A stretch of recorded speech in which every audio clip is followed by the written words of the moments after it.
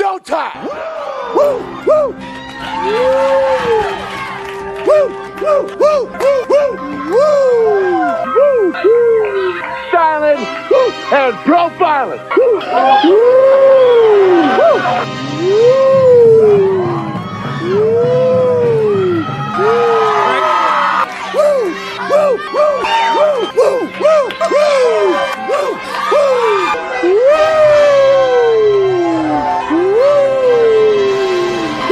it's live and in color. Woo!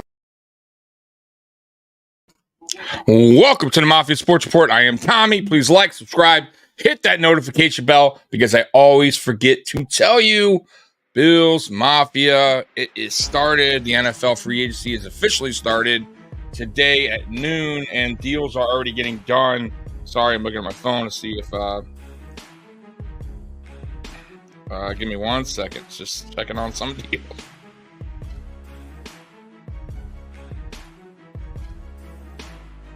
All right. Sorry about that. All right. So what is going on, Bills Mafia? By the way, the Snowman is staying in Buffalo, though he tweeted that he was getting released, and he even got NFL Network to say that he was getting released from the Buffalo Bills. So he fooled everyone. He fooled NFL Network. He fooled me for a quick second. I think he fooled a lot of people, but he got a deal. He is staying in Buffalo, and that's obviously a good thing because I was about to lose my mind if the Buffalo Bills were to release, which wouldn't make any sense, by the way. It would make no sense to release Dion Dawkins. So thank God that was not true. There's been moves all day, by the way, from other teams. We haven't made a move as far as signing a free agent outside as far as like bringing back a current Buffalo Bill player. It's been a lot of other teams making moves. Brandon Jones right here is the latest deal to get done. He's going to the Broncos for 3 years, $20 million with an upside of 22.5. That was a guy that the Bills could have been targeting as well.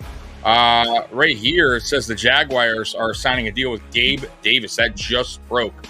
Gabe Davis is signing with the Jaguars. And guess who else signed with the Jaguars? Mitch Morse signed with the Jaguars. I was going to get to that. But yeah, that's crazy. So 2 Buffalo Bills players going to the Jaguars.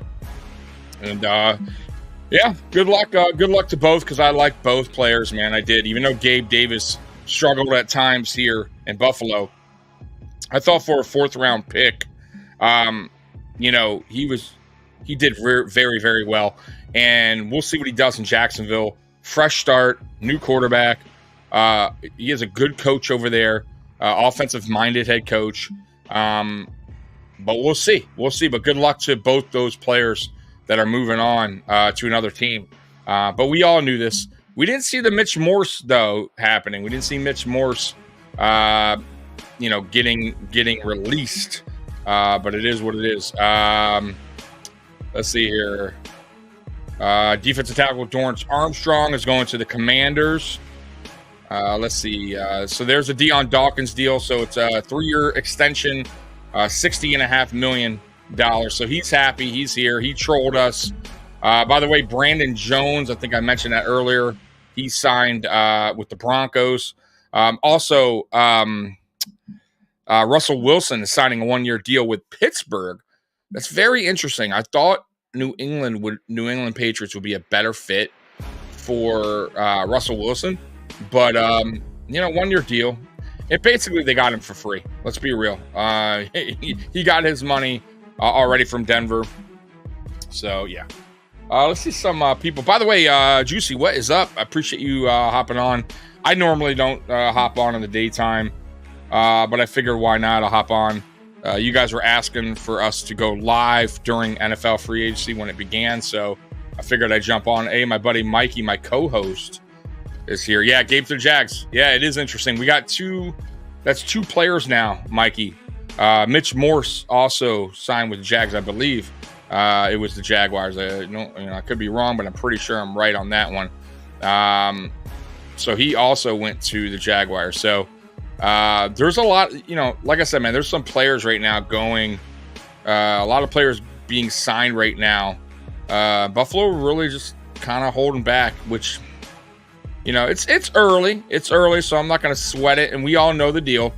Brandon Beane said he's not going to be a big-time spender in free agency. So we'll see what happens there. So, yep, I'm correct on more. So that's 2 players to the Jags, going to the Jags, former Buffalo Bills. And like I said, man, I think it's good for Gabe Davis. He's going to go to gets a fresh start with a good young quarterback. Trevor Lawrence is a good quarterback. He has his struggles here and there during the regular season, but I think it's a good landing spot. I'll be honest with you, man. I think it's a good landing spot for him and his career. Let's see what he does over there. I wonder. I'm guessing he'll be the number 1 over there. But yeah, man, good luck. And Mitch Morse, by the way, too.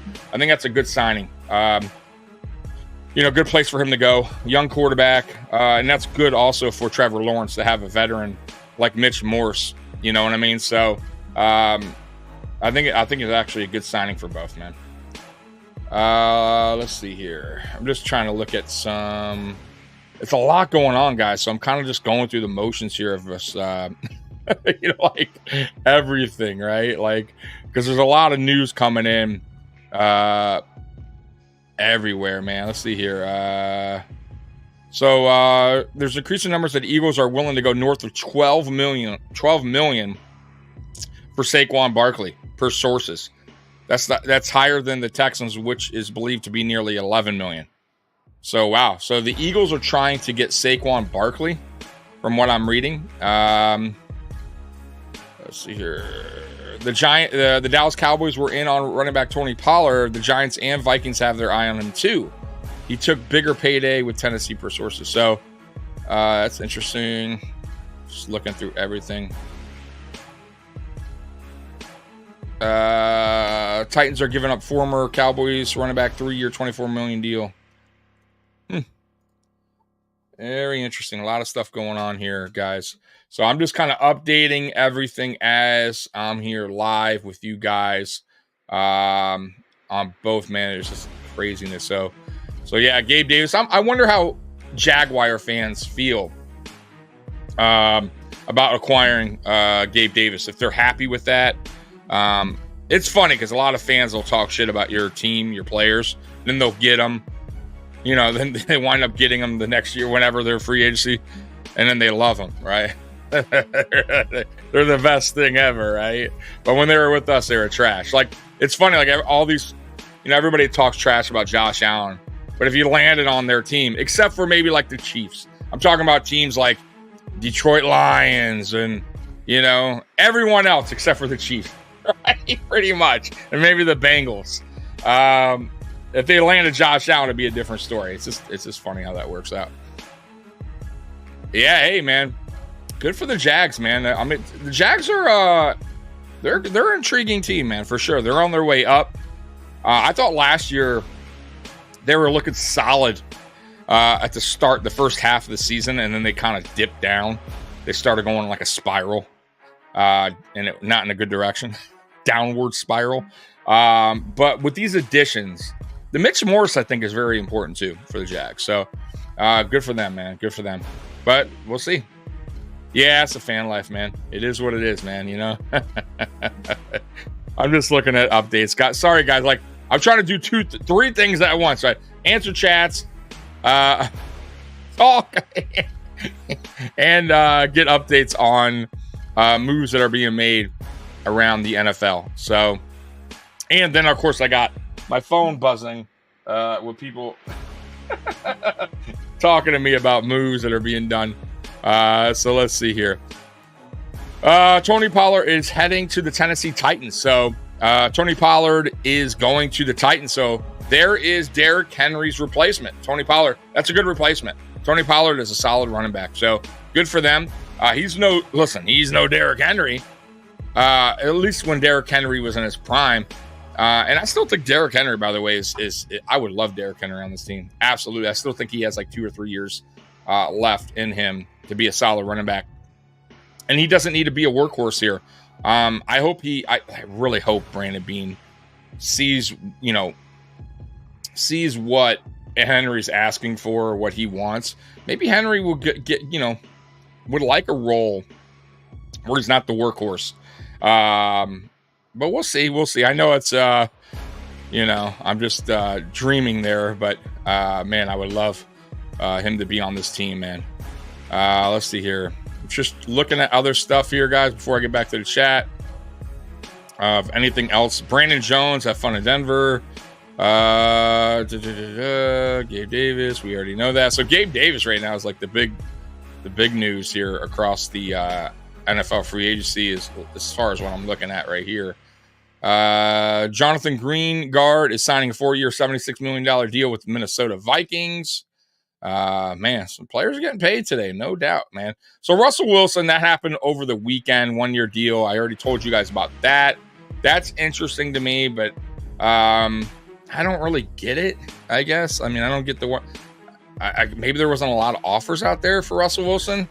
By the way, T. Higgins has requested a trade out of Cincinnati because he wanted a long-term deal. So that's I would definitely watch out for that, the T. Higgins, and that could be a trade that's done during the draft. So look for that.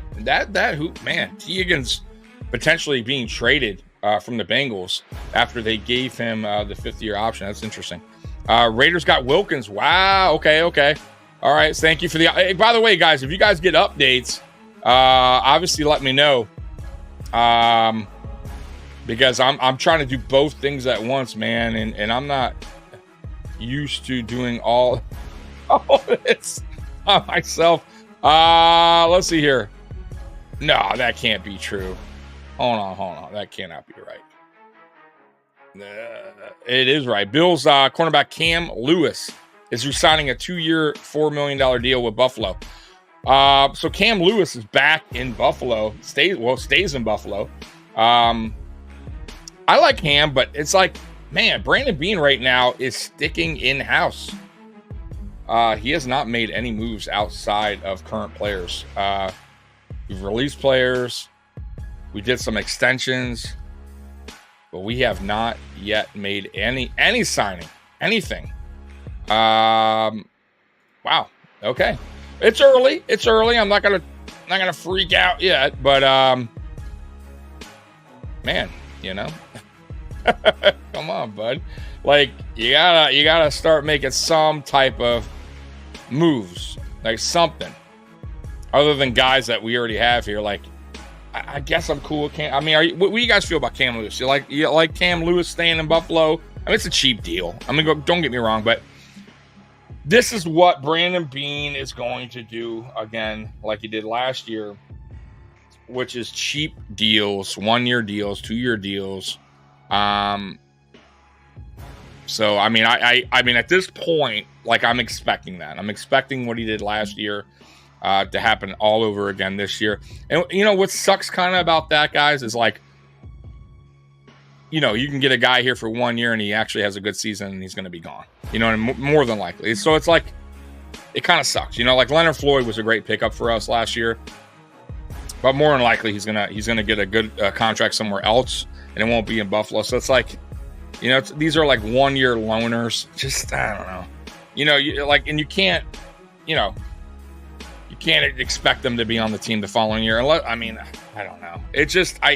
It's tough, but it is what it is, man. And Brandon Beane kind of put himself in that spot, put the Bills in the salary cap spot that they are in now. So it is what it is. This is the price you pay sometimes when you give big contracts out, especially guys that don't work out, like Von Miller right now.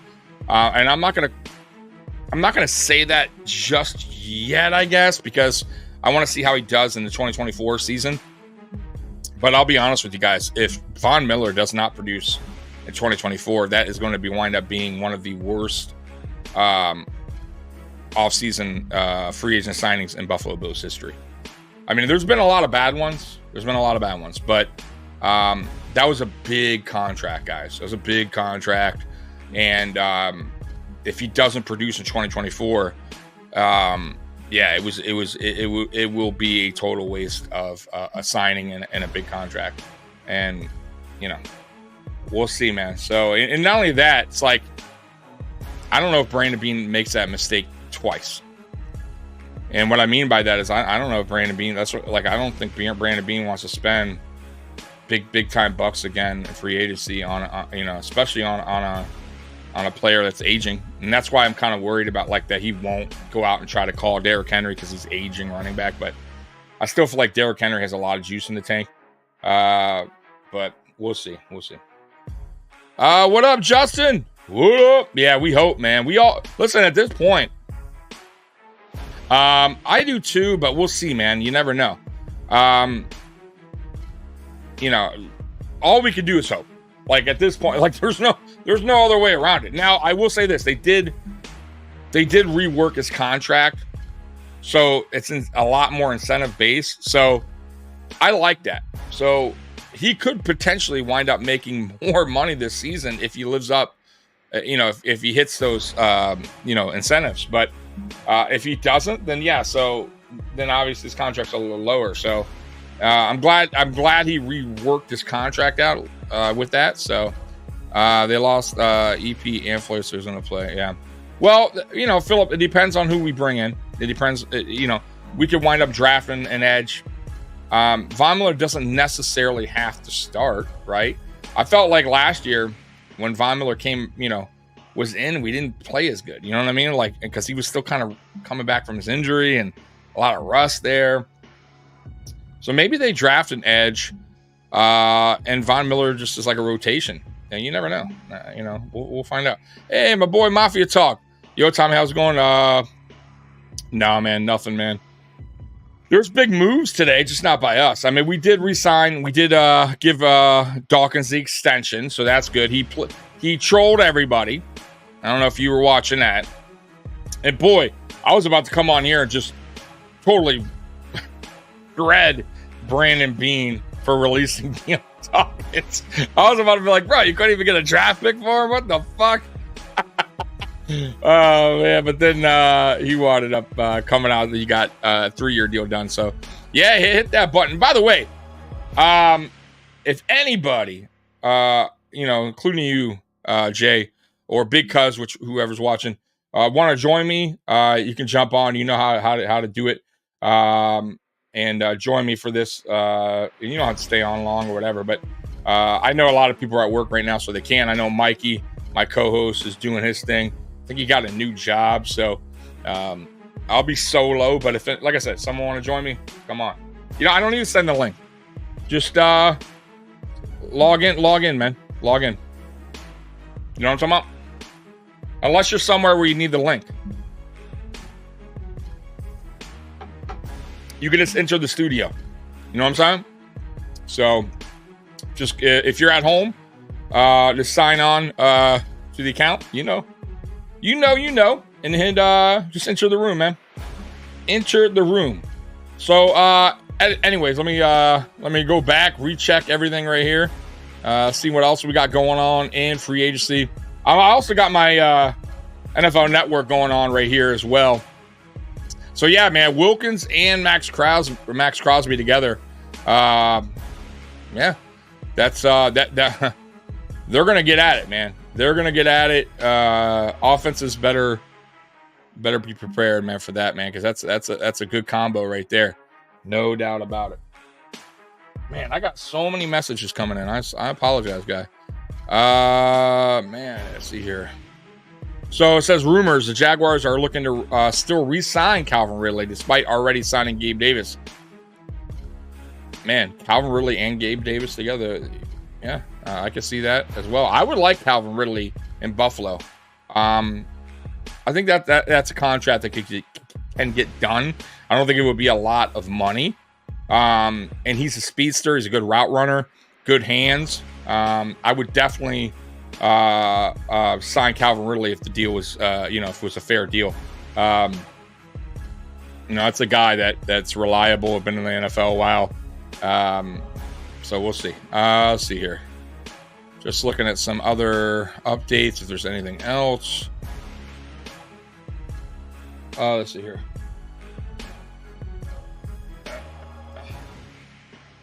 Yeah, Raiders defense. I mean, we'll see though. We'll see what they do on defense. Right, offense is still shaky, and it's the Raiders. You know, we'll find out what they do, man.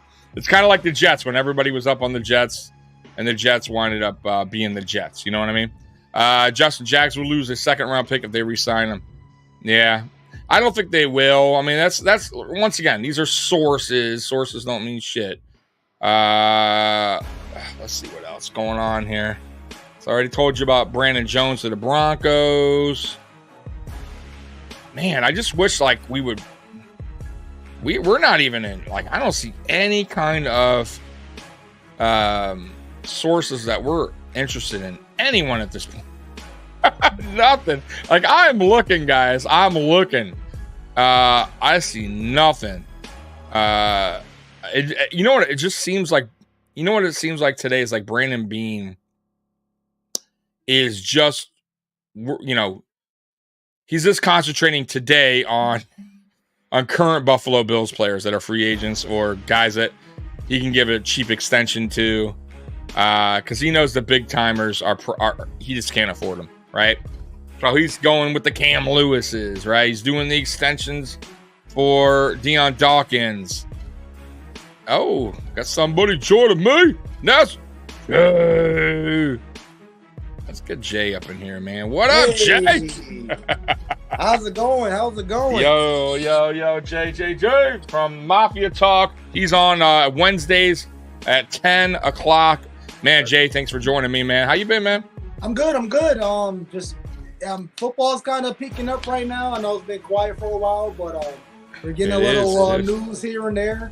We all know the big news a couple days ago, and then we got some more news today. So definitely excited, man. We're trying to get as much information as we can, see what moves the Bills are doing and other teams around the NFL are making. I hear T. Higgins is asking for a trade. So let's see what we can do.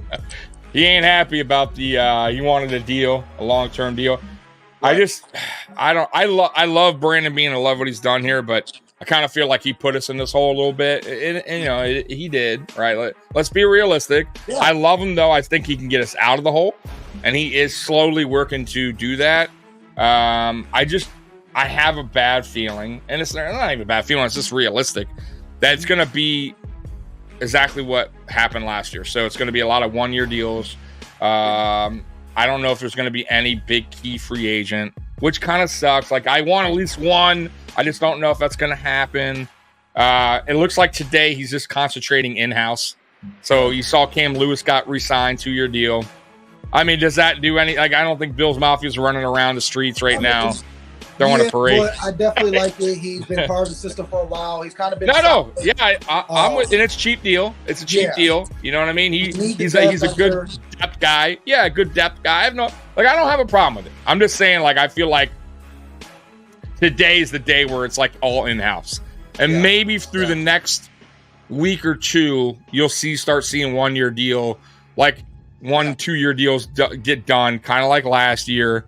I mean, honestly, that's what they've been doing for the past couple of years, because we're in this bubble where we're not trying to spend all this money in the long run. So let's just kind of get some people in here each and every year to kind of push us further. We thought that was going to be that with Sherfield and Hardy, but I mean, both of those guys combined only had 200 yards, so that wasn't really what we needed to bust. And we make the big move for Von Miller, and he did good for a couple games his first year, but then he gets an injury, and then he comes back this year, and then it was tough. So hopefully he can take off the. Hope. That's all. Now they did redo his contract. So I will say, we talked about that. Yeah, we talked about that on Friday, me and Mikey. I honestly think that was like a Brandon Beane, Von Miller relationship thing, and they're realized the song. I just realized the song. Wasn't that Roman? Oh, the song's on in the background? Yeah, I heard the song. I thought I heard Roman Reigns song. No, I got like some background music playing in the background. It's not.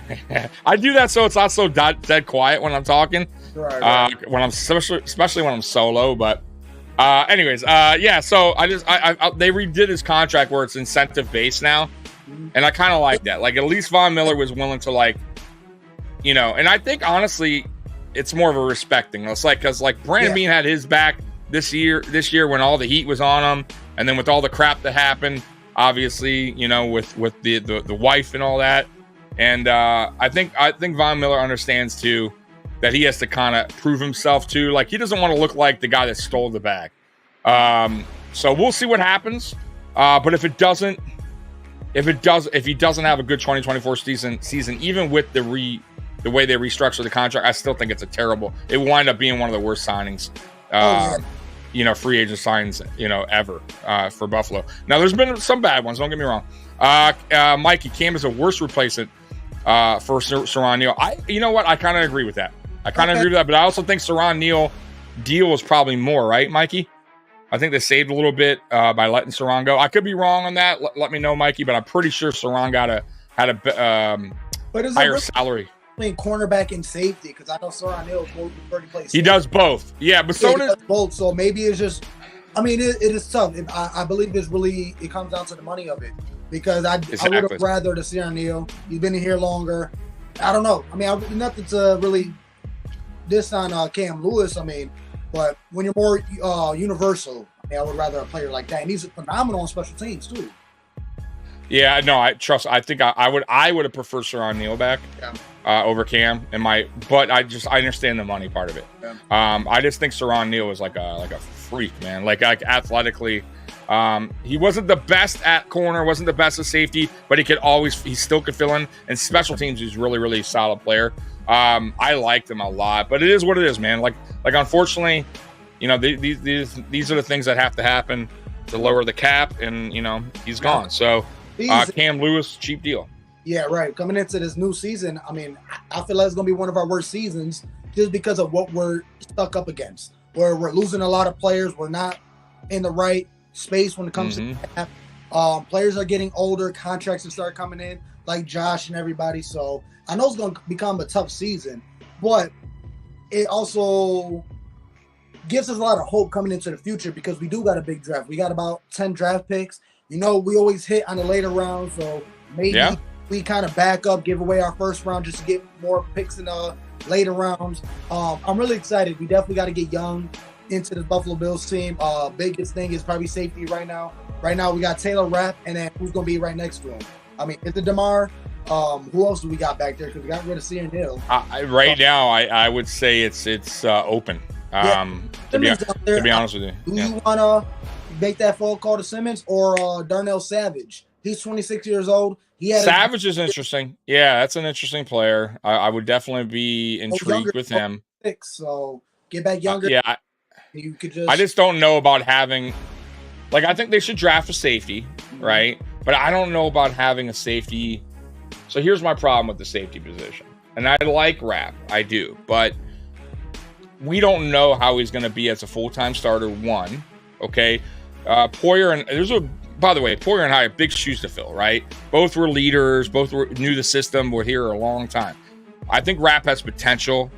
We saw it when he filled in, we saw it, throughout the season, but can he be a leader back there? One, he made some mistakes. He also plays at a very fast level where injuries happen for him. Because of that, he hits hard.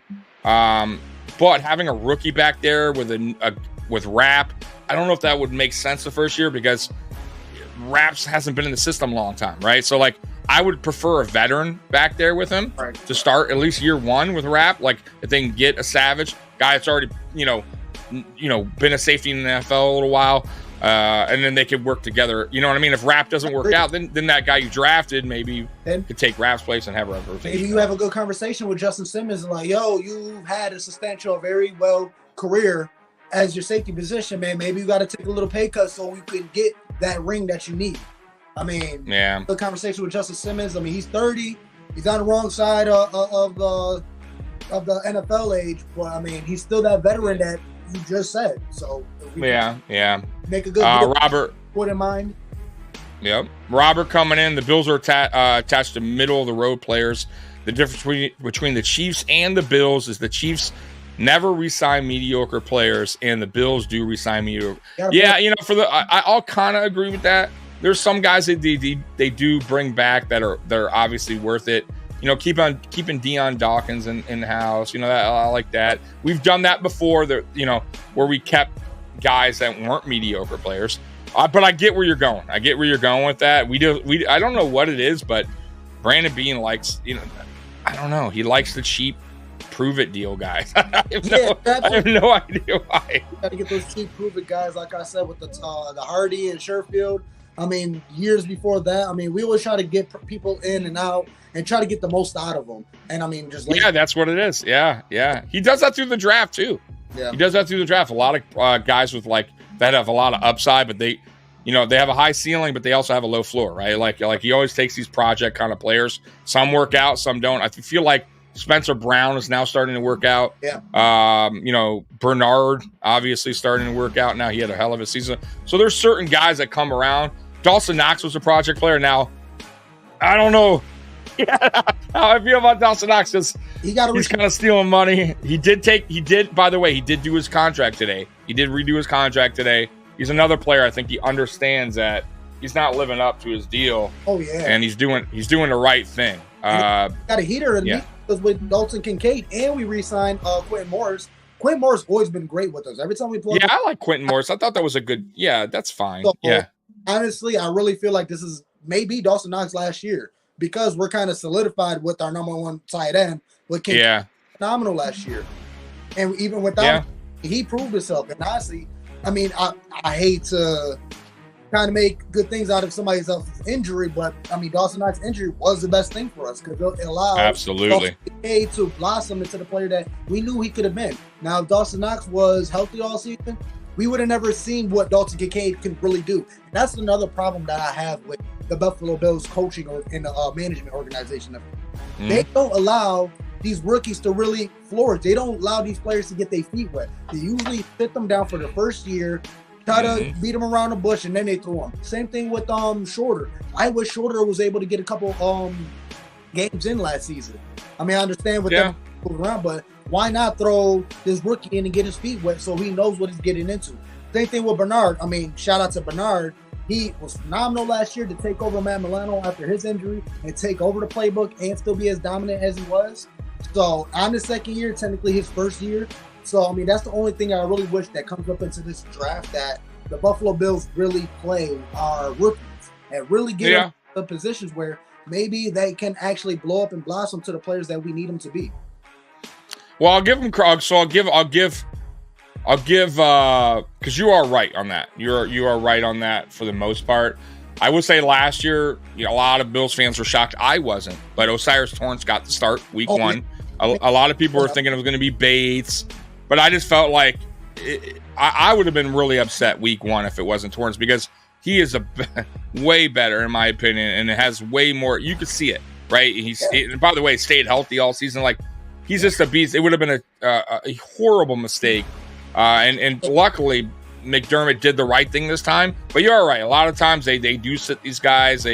I don't know why, and they also too he's a lot more critical of them. Like he'll bench them. Right, like Cook, his first year a few fumbles. He did that with Singletary. Even Singletary when he was drafted didn't get the start. It was the old man Frank Gore got the start for the first 3 weeks, and then Singletary came in and did excellent. So it was like, what are you doing? You know what I mean? So sometimes you're right. Sometimes these guys need their opportunity. Now Shorter is a different story. I think Shorter got hurt, got placed on the IR a little bit, and then when he came, I think he had that 10-day window open. I would have liked for them to at least give him one opportunity, call him up, but at that point the problem was there were so many injuries on defense they just couldn't. They had to pull up somebody else. So we'll see what happens. I think he's intriguing. He's an intriguing player. I like his size. I like his downfield speed when he gets going. But route running he needs to work on. Also with size, but I heard he's very fast too.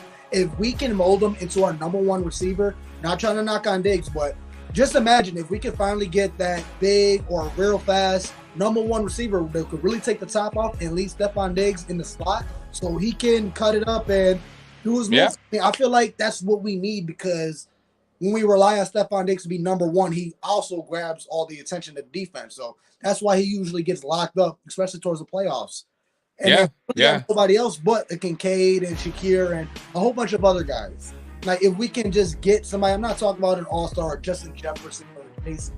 Not really, just a speedster or a big guy you can throw the ball up to that makes you think, oh, they got another guy. Like what Gabe Davis was, pretty much. Gabe Davis was that guy.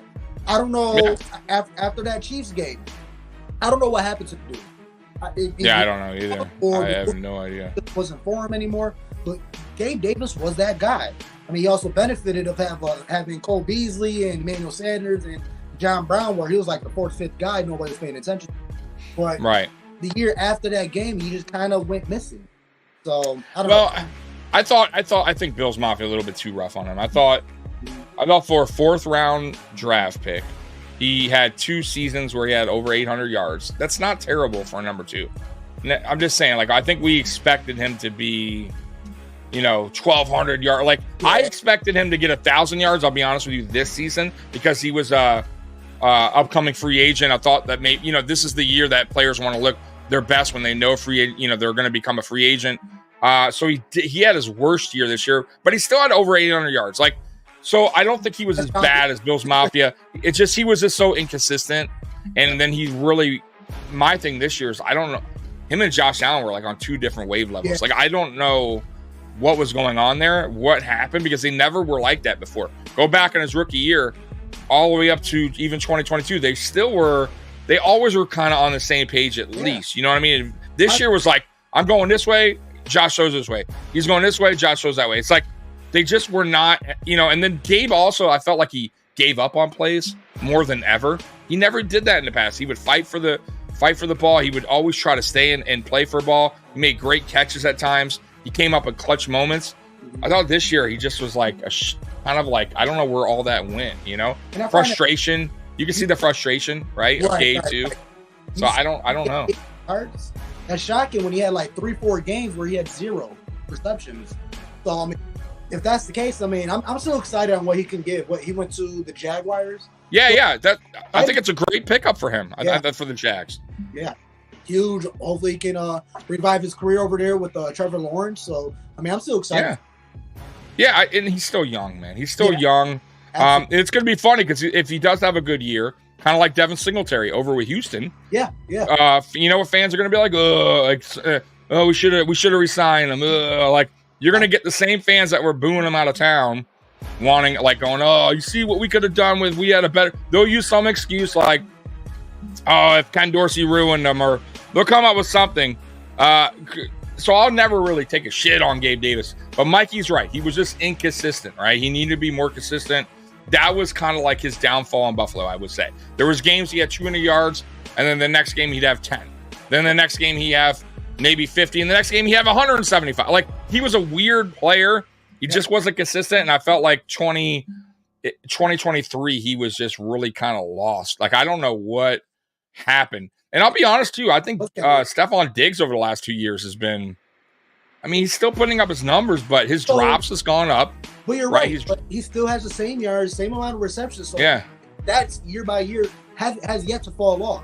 But we see it in games. So how does that make sense? He also blows up in the beginning of the year and just falls off. And fades away. Why is I don't get it either. And I don't get it. And I hate the talk where it's like, oh, well, NFL teams are going to take away your best receiver. Man, go around the league at the top receivers when they go into the playoffs. A lot of those guys come up clutch, right? Mike Evans came up clutch in the Tampa game against the Lions. He had a huge game. A lot of these guys, right, they come up big. And I just feel like I don't like that excuse. Like, if you're a top receiver, you need to make top plays. And regardless of you're being double, whatever's happening, those guys come through with some big moments. And I feel like Diggs does that, and like you said, in the first half of the season, or even most of the season, and then playoffs it, and it's like he's just like, I don't know what happens. We need the Gabe Davis that was making plays in Minnesota, getting his team into the next round. Like a big play, like we haven't gotten it. I still love him. I still think he's a dynamic receiver, but I don't think he's top 5 anymore. I think he's gone out of that. Proved it, because I could count on my hand where there were significant plays where, obviously that's a tough catch. Not everybody can make those, but you're claiming you're him. You want to be the top elite receiver. Right. You got to make those catches. And it's like, it happened all, and the thing is, you can always argue, oh, that's too tough, or Josh was a little bit off, but there's times, especially, I mean, obviously, we all remember the last play, he rode down. Oh, yeah. It's right there. I mean, that's one of the easier ones. It's tough to trace it. It's tough to track it. We all understand, but Diggs, like, you claim you're him and you're number one, but you're not coming down with these plays, or you're not saving the team where we need you to come into. Now, he still got those big catches. I remember where Josh threw it 50 yards down the field and towards the ground, and he just snagged it with his fingertips. But just like, you're not. Yeah, phenomenal. No doubt. Big thing on Diggs is that he's lazy sometimes on the play. You could tell when he's not getting the ball, or if it's going to be a run play.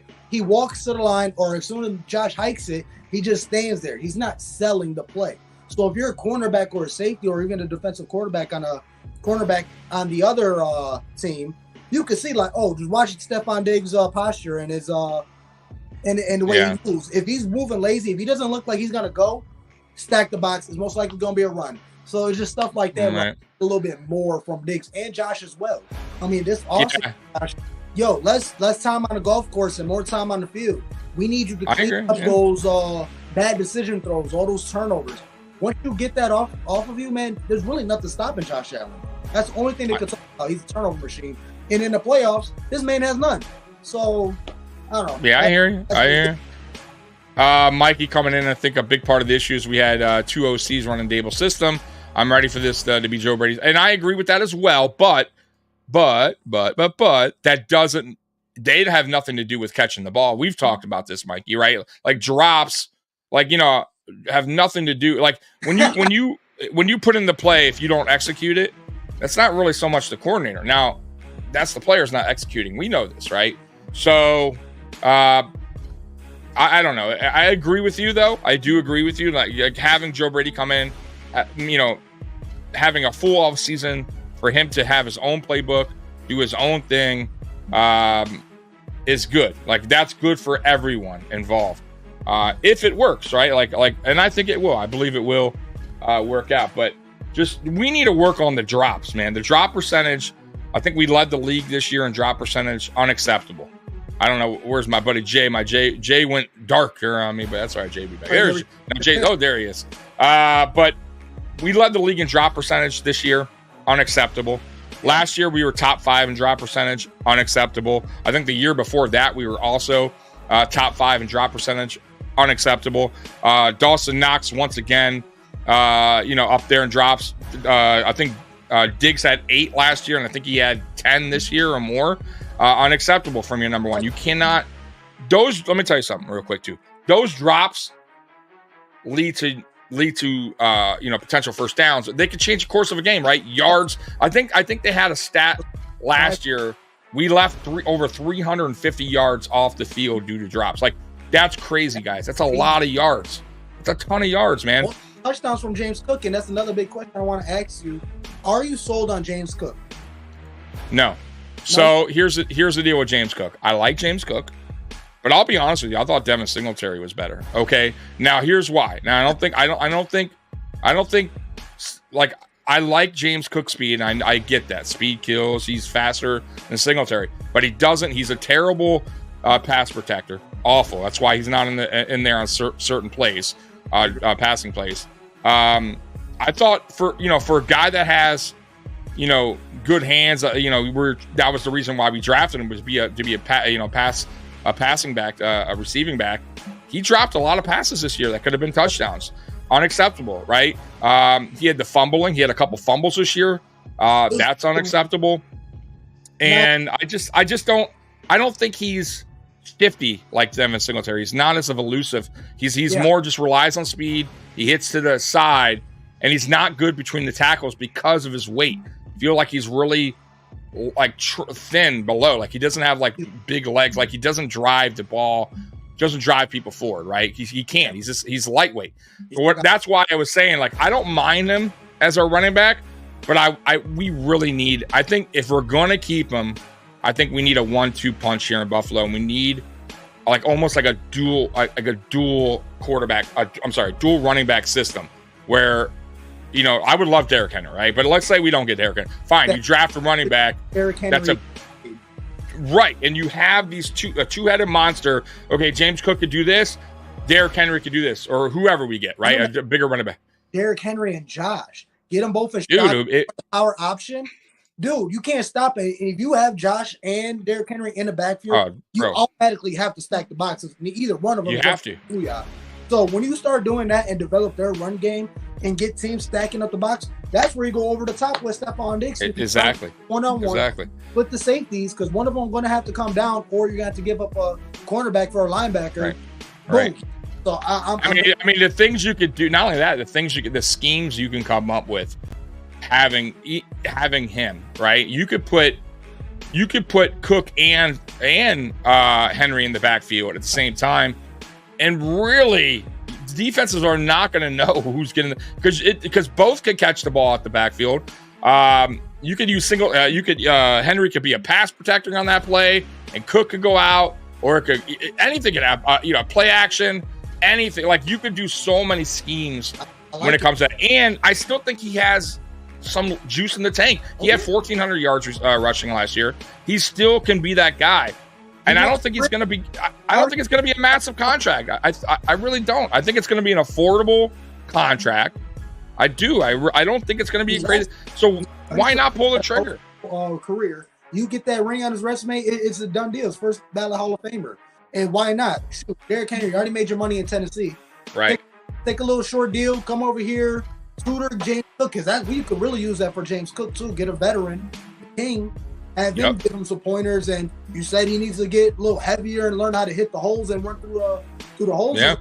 Boom, you got the perfect man right there. Derrick Henry. Not only that, he doesn't need to be the workhorse here. Exactly. So he could get paid and take less stress, like less hits off his body, right? Like less hits, because he's on a tail. Like, he knows this, right? Henry's on. This is it for him. Like, wherever he signs, he probably is done, right? Like, he'll get his 2-3 year deal and he'll probably retire. Like, that's just the shelf life of a running back. Unless you're Frank Gore, right? Like, right? Like, he lasts 20 seasons. But I personally think he's good for at least 2 years. And I think you can give him a 3-year deal with a way out in the third year. Because if he's hot on, let's say whatever team signs him for 3, and he has a good 2 years with them, then fine, you keep him in the third year. Who cares? If he has a struggling second year, then you have that way out. I think it would be. I'm telling you, man. I keep saying this. Like, if you're gonna make us like one deal, I think that's it, because then you don't need to worry about their backfield. It's set. It's now short downage yardage. You don't need to worry about goal line. You don't need to worry about it anymore. You got your 2 guys in place, and you got a young running back in Cook, and you got still a guy has a little bit left that still could be dynamic for the offense, and that's a dynamic offense. So imagine you got Josh Allen, you got Derrick Henry, James Cook, Stefon Diggs. You draft yourself a receiver that could potentially be a number 1 in the future. A receiver too, if we get Derrick Henry. And then you got Dalton Kincaid. Yep. Now and Khalil Shakir. Don't forget about Shakir. Absolutely. Who's on the uptrend, right? Yep. He's going up. The new Kobe. It's a dynamic offense. Like, that's an offense, and defenses will go, fuck, dude. How do we prepare? Because got players everywhere in the back, right? Josh Allen in the outside, at side end. So it's really hard to really bunker down, because back in the past we didn't have a run. So it's easy just to throw a whole bunch of DBs in the field to try to stop Josh Allen in the air. But now, when we proved that our run game was successful from last year, if we're able to get a Derrick Henry and then have a blow up of Shakir, and hopefully we can get a rookie in here that can really make some noise, or have shorter, make some noise. And I mean, there we go. Limit. Yeah, Chris, Deion trolled us, man. Deion trolled everybody. NFL Network, I was watching before I came on. They're like, oh, he's out of Buffalo's getting released. I'm like, fuck. And Mikey texts me. I'm like, he's gone, bro. Mikey's like, I don't see that. I'm like, dude, he's gone. It's NFL Network. And then boom. And then he signed. So, Deion trolled us. Big play. They was trying to make a big signing to get somebody in here.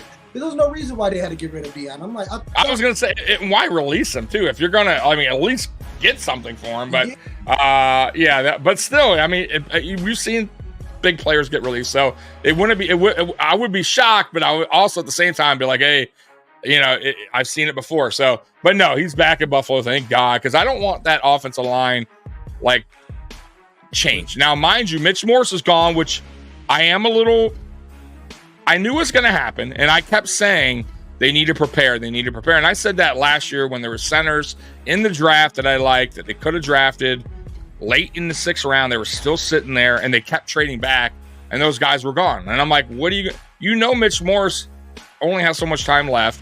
He's on a big contract. You can save some money, get yourself a guy that can replace him. And then look, they winded up fucking cutting him anyways, and now we don't have a replacement. And then now they're like, McGovern could be. We don't know what McGovern's going to be like. He was our weakest link last year on the line. I like him, but we don't. I get he played center in college, but that doesn't mean he could play center in the NFL. We'll see how. Listen, I trust our offensive line coach Cromer. I love him. I think he's done great here, but I really hope that we wind up bringing a center here either through free agency or the draft, which I think it'll be the draft, and at least have it compete it. Have him compete. I said, get Jason Kelce. He loved Buffalo. Oh, I know. He's gone. He's retired. He cried his way out of Eagles.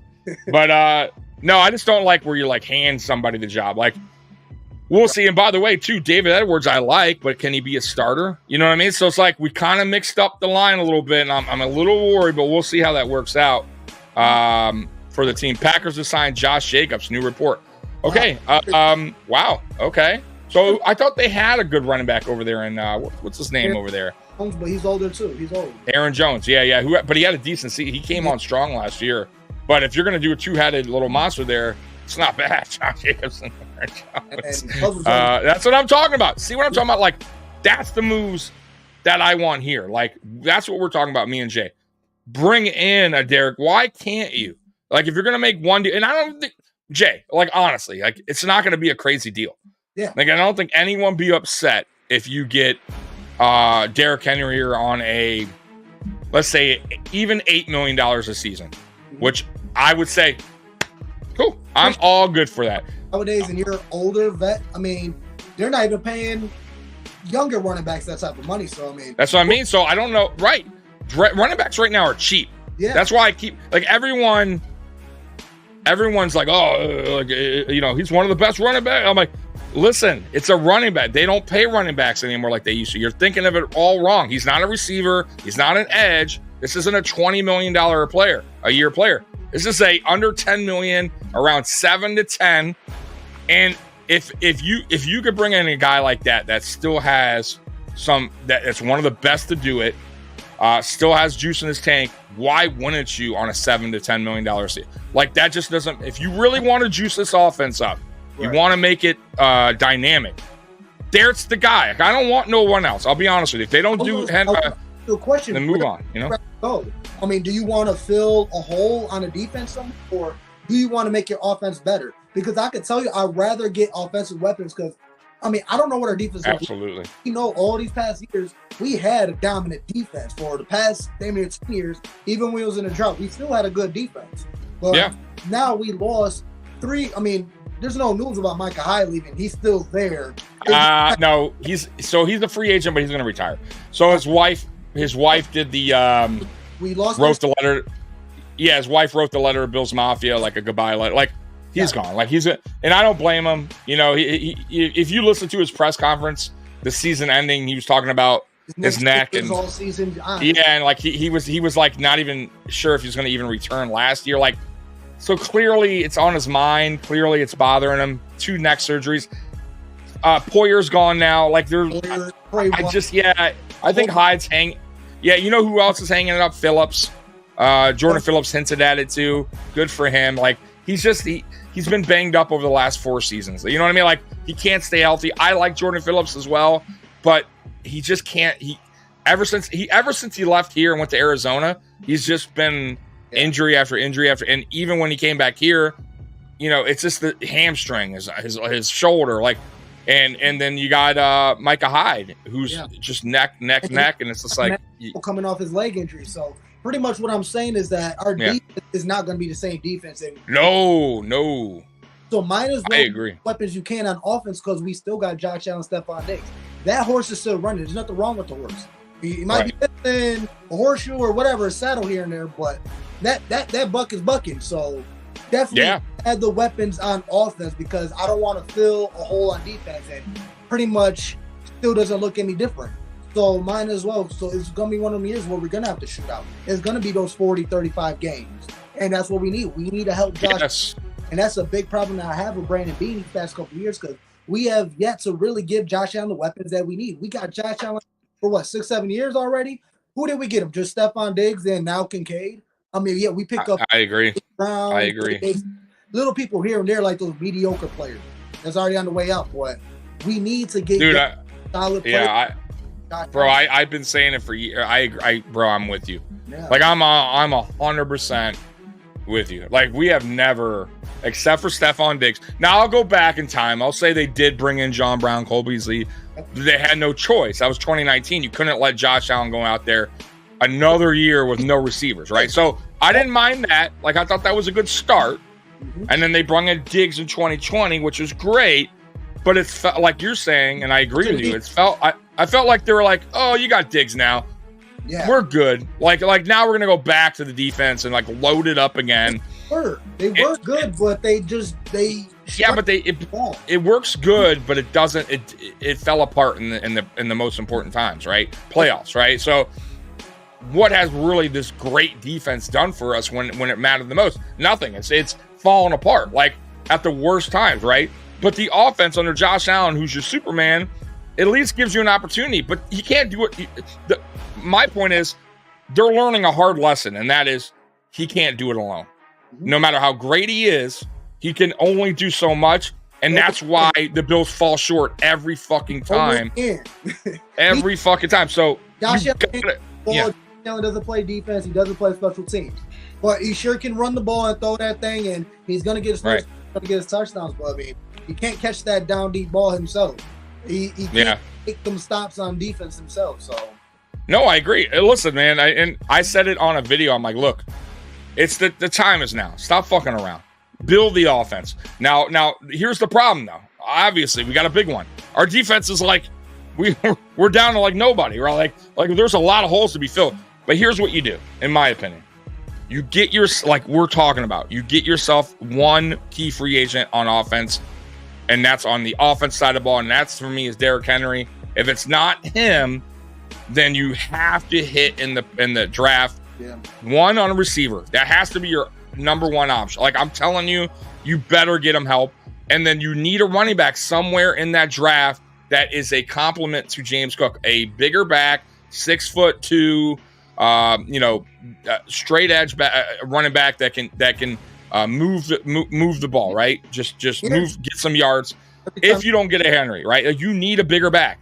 Then I'm saying hardcore, bro. You need to pile up on defense now. Yeah.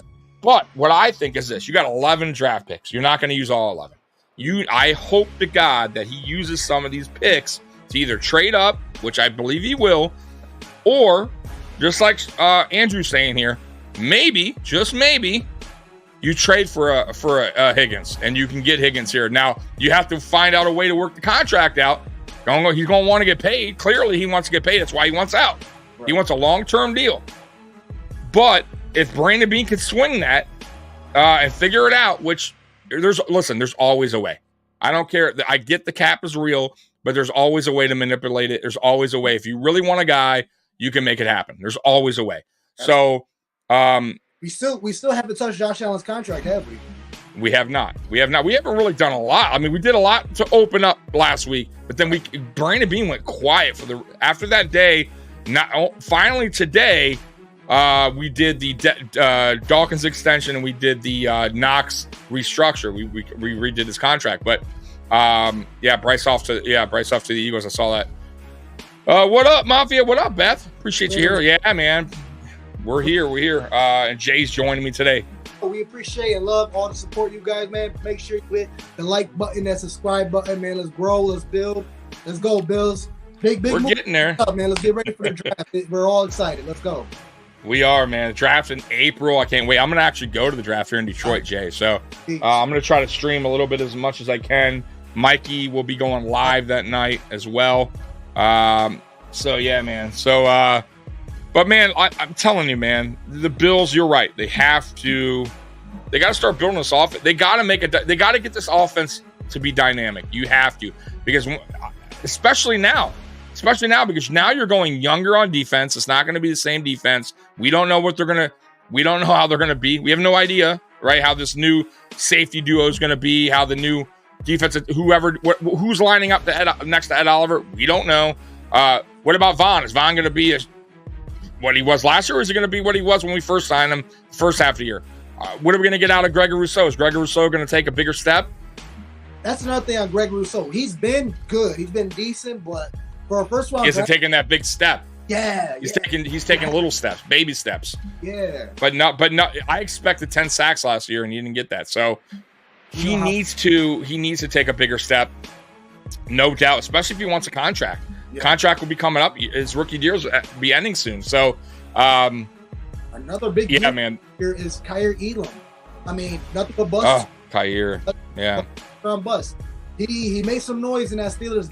I mean, I can admit that he got a huge interception and drive where we needed it to shut things down. Yeah. I'm so excited for him, but I'm still not going to let it go that a 7th round draft pick took our 1st round draft pick's position. Yeah, that's unbelievable. Like, I don't know. So here's the deal with Kyer. So we got rid of our corners coach, and supposedly they had like a rift going, right? We're not seeing eye to eye. We brought in a new guy. We also brought a guy in from the Canes, Hurricanes coach for the wide receiver. So going to be interesting to see this. So now he has no more excuses. Now you got a new coach in place, new receivers coach. You got a new defensive coordinator, even, right? You got, pretty much, right? A new guy calling the play. So there's no excuse this time around. If he's still having problems in camp where he's holding and he's getting in fights with his coaches because the offense is pissed off, he keeps holding, and he can't even get in the rotation. If he's inactive again, they got to move on. I don't give a fuck at that point. Take whatever you can. Now, I'm hoping for the best. I hope he works out, because you see times where he's, man, wow, okay, that dude looks good, and then you see other times where it's like, whoa, he got burnt, or man, what is he doing? Why is he holding?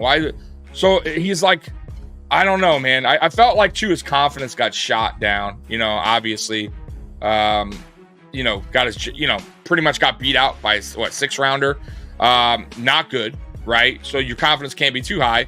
Then you go into your 2nd season and you're inactive for most of this. So I get it too. There's that does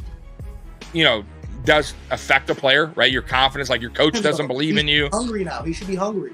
He should be, right. Now you have right. You got the whole off season, right? New coach. Like, there's no excuses now. Like, you're back to square one, right? Now you can go out and earn it again. Right? Maybe you can. I still don't think I think Benford still are too. I still think Benford is better at this point than Kyer. Now, what Kyer can do is keep improving. Huh? Dane Jackson, free agent. Okay. So Dane probably, now, would I welcome Dane back? Sure. If it was a cheap deal, another 1-year deal. But I'll tell you what, I thought he played pretty well last year filling in. Another team might give him an opportunity to pay him more. Like Levi Wallace, for instance. When Levi Wallace hit free agency, and it was the 2nd time around, because remember the time before we signed him a 1-year deal. Then the same with Dane. And then we didn't re-sign Levi. We let him walk, and we didn't offer his contract. So he went to Pittsburgh. The same could happen for Dane. Dane could wind up getting a deal somewhere where Brandon Beane's like, hey man, I don't blame you. You know what I mean? Go get your bag and we'll talk later. That's probably what's going to happen, because I think teams are going to see what he did last year when filling in. Because he wasn't terrible. He came in, he wasn't the greatest. He was Levi Wallace 2.0. You know what I mean? A little bit better than Levi Wallace. Did we go after like a McKinney and free agency alongside Rapp? I mean, it would make sense, but cap-wise, what could we do? You want to answer that, Jay? I mean, what do you think about McKinney? Honestly, when I watch him in these games, I mean, he's a different player. I'm not sure how old he is in the league right now, but I mean, I'm not against it. I mean, as long as the money's right and we can get him on a cheap deal, maybe a 1-2 year deal, then maybe a little bit longer, so we can get a solid safety core back alongside Rapp, because Tyler Rapp is only 26. So He's still got some years out. So it comes down to the scheme if he's able to fit in our safety tandem. Because that's what teams are going to come at us this year. Teams never really take them deep shots against us because obviously we got Poyer Hyatt back there locking things down. Now with both of them gone and we got a new safety tandem or whatever, maybe they're going to take the shot. So I definitely want to go younger, faster, and take that route. Obviously we're still up against the cap, so I mean whatever price makes sense, let's go for it, honestly. Like I said, I mean, we mentioned Justin Simmons earlier. He's older, 30 years old, but he's an older vet that definitely can help us to get rookie safety. And that will be perfect to groom our rookie safety to take over the secondary. While Darnell Savage, he's 26 years old as well. So right there, So Savage, I just Ian Rappaport, right when you're saying that, he's going to 3-year deal to the Packers. Okay, then. So there goes that. Simmons still out there. We get that vet. So right now you got I should be on Chin, which is not a bad player. Curl and Gilman. Chin would be interesting, but there's not. I'm telling you, there's not a lot now. Yeah, right. Not a lot out there. So the big guys. Somebody said it earlier. Today's going to be where the big guys get signed. The key free agents are going to get signed today, and that's why I thought you're not going to hear much today from Buffalo. Like you're gonna see all in-house stuff get done, which is exactly. Now during the week there will be deals. You're going to see a deal come through probably tomorrow. You know, a couple deals like a 1-year deal, like nothing that we're going to be like jumping on here, be like, bro, I can't. Now you never know. Right. And I hope to God that there's at least one. I just want one. If it's not Derrick Henry, just give me one key free agent. I just want one. There's still some available, not like the huge names out there, obviously, which we already knew. Yeah, we're not going to sign Christian Wilkins. We're like we know that, right? Like I get that. So Josh Allen can his stuff is safe. No grabbing over there. Wilkins is gone. Right. Yeah, he's out of here. But man, it's like I'm gonna have to look. Like this week's gonna be interesting to look at who's available still after today, because there's still gonna be some guys. Like I said, they're just not gonna be the top tier guys. They're gonna be like tier 2 now. Yeah. You know what I mean? Interior defense, because we only got Ed Oliver. Who else? Tim Settle or something? I think we only got 2 defensive. Tim Settle's gone. No, Tim Settle's free agent. Who else? We had another one. The guy we signed 1 year, he's gone too. He's not coming back. Puna Ford's gone. Phillips is going to retire. He was a free agent anyways. He's gone. I wouldn't be surprised if we sign Shaq Lawson back to a 1-year deal. I wouldn't even mind that. I thought he played pretty good last year. Even the last 2 years filling in like rotation. I don't mind Shaq Lawson. He's still young. Like he's not super young, but he knows the system. You know what I mean? He's comfortable with McDermott. He knows Babbage. So 1-year deal. End your career here. You know what I mean? It'd be a cheap deal, by the way. So like if you want a cheap 1-year deal, it's a decent player, rotation guy. But you're right. Like there's a lot. AJ Epinessa's gone. We're not going to re-sign him. He's going to get his bag somewhere. Floyd was huge. Leonard Floyd Leonard Floyd's going to get his bag because he's older. He's going to want to get his last big bag before he retires, and it ain't going to be here. Like I would be surprised if it's here. Still a person I would love to pick up because he was phenomenal. Trying to think who else is gone. He was the first player to get 10 sacks in McDermott regime. If I'm mistaken, Jerry Hughes was the last person to get 10 sacks. Yes, I believe you're right. And I love when we signed him, I was like, dude, I don't think people realize this guy's he's better. Like, it's a big signing, man. Like, he's averaged like a little over 9 sacks for the last 3 seasons. I don't see why he's going to stop now. And I was right. Now, he did kind of tail off at the end a little bit, but still 10 sacks I'll take. I think he had 10.5, but either way, really good season for him. But we still need a dynamic edge rusher here. Like we still have yet to really get it. Like we tried with Vaughn, but we got an aging Vaughn. He started hot, but then he got hurt. Right. Like we need at a steady pace. We've been drafting guys you're right. And we keep drafting guys. We're hoping is going to be that guy, and we can't find him. We can't. It sucks. Not getting to the quarterback sucks, bro. Like you got to get pressure. You got to get sacks, and I feel like we're just always struggling in that department. Now, pressure was a little better last year. I'll give him that. Like, I felt like McDermott taking over defensive coordinator, that's what he did. He's a more aggressive than Frazier, but we still couldn't get home. We still had a problem getting home, and yeah, that's a problem. Like, if you can't get home, then you know, go ahead, brother. Phone messing up with you? He works on the phone. Oh, let's see here. Amy, hey. Atomic music is like I'm with Kev, Jedi, louder than normal as of late. Jay in the house. You want me to turn it down? I got you. I'll turn it down. Yeah, let me, guys, in the chat, if anything, because remember, I don't listen to YouTube while I'm on here, obviously. I can only hear everything on my microphone. I mean, my microphone, my headset. So if something's too loud or my microphone is too low or too high, let me know, and I'll fix it. Oh, I'm sorry. I think Jay's messing with his phone right now. So let me know if that's better. I turned it down some. If it's still too high, let me know. Yeah, I can't hear nothing. Oh, you can't hear anything? My alarm went off and messed up my audio. Just go back out, like out of StreamYard and come back in. I can't hear nothing. Hold on, I'm gonna back out real quick. Right. So, yeah. Hey, man, you know, sometimes we have these tech issues, guys. But, Amy, let me know if that's better, if the music is a little lower for you. But you know what, though? My background music, Jedi Kev is great, by the way. But sometimes he'd be playing some elevator stuff. Mine's a little bit more upbeat. Right? A little bit more up-tempo. I just don't like it totally quiet sometimes.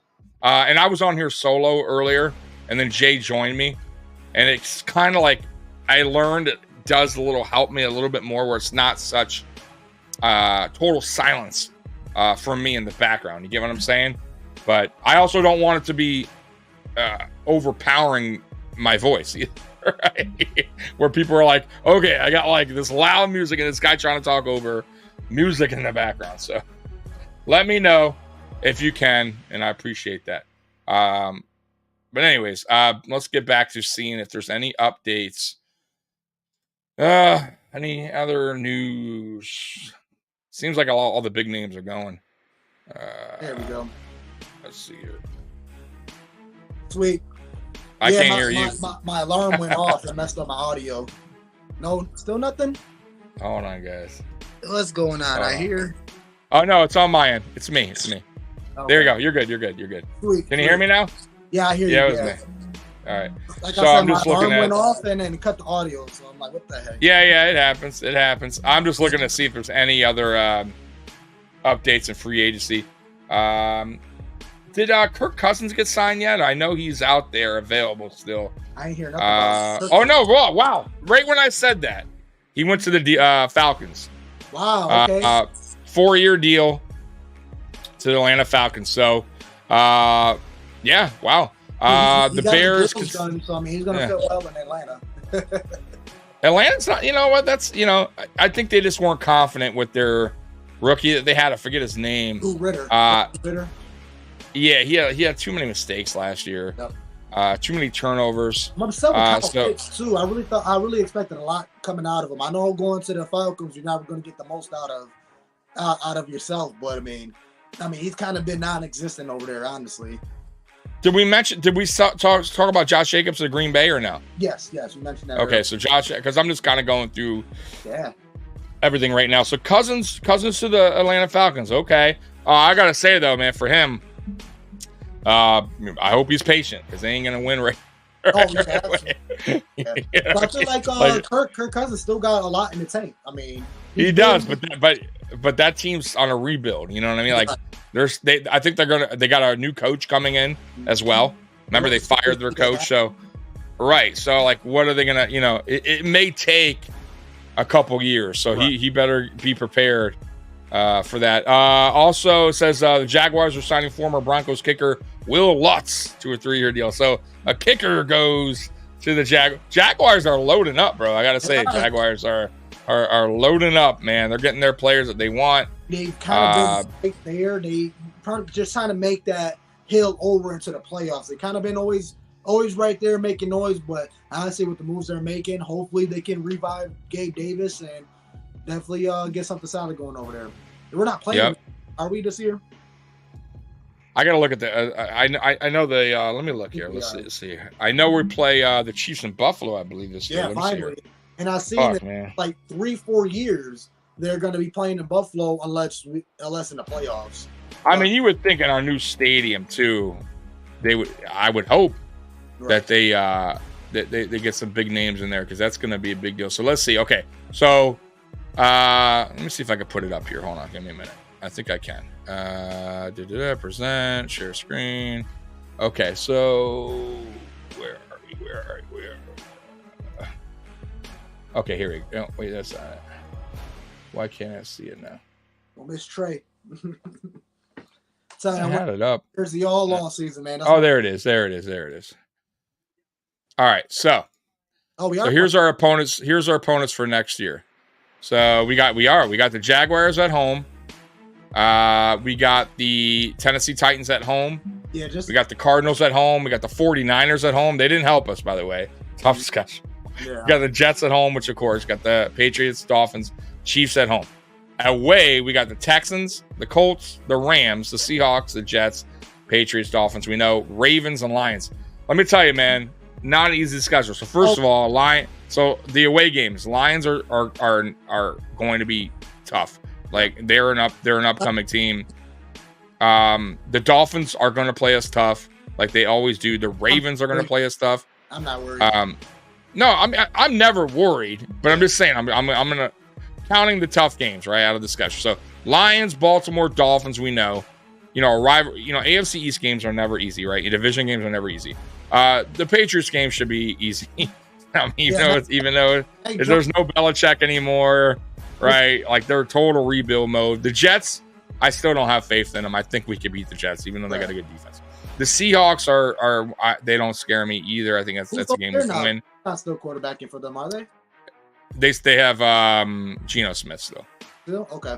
Yeah. So the Rams, they don't really put any fear. Now I will say they did. Cool, no. They did play better last year, right? They got Puna, but it's also another year under Stafford getting older. We'll see. You know what I mean? The Colts, we'll see what their quarterback looks like. CJ Stroud. I said the way the Texans when CJ Stroud is playing, that's gonna be a tough right. Now that's an interesting one. The Texans, they could play us tough for sure. The Chiefs at home will be tough. Those are always tough games. Right. Obviously, Dolphins we talked about. The Jets, I think we should beat at home. 49ers is gonna be a tough out, but we are at home. Cardinals, that should be easy one. The Titans should be easy, and then you got the Jaguars.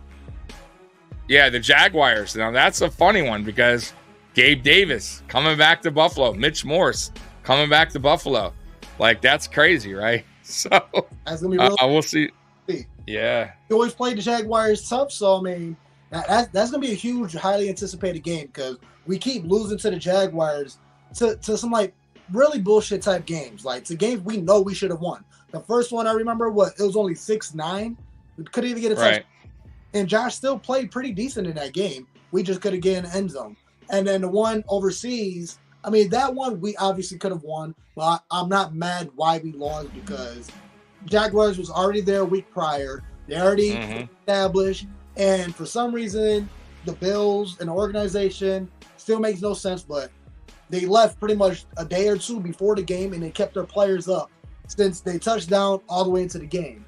Made no sense. I don't know why they didn't leave right after the Miami game. First flight to London, get them established that whole week, and then go. But I mean, that's last year. But like I said, we can beat them. It's just we're losing that game. It's real close. So I don't know. Hopefully, we can bounce back. They come back to Buffalo.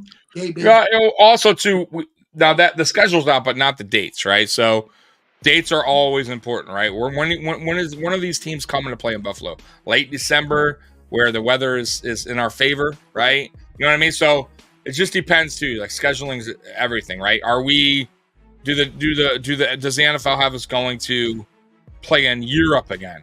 we'll find out.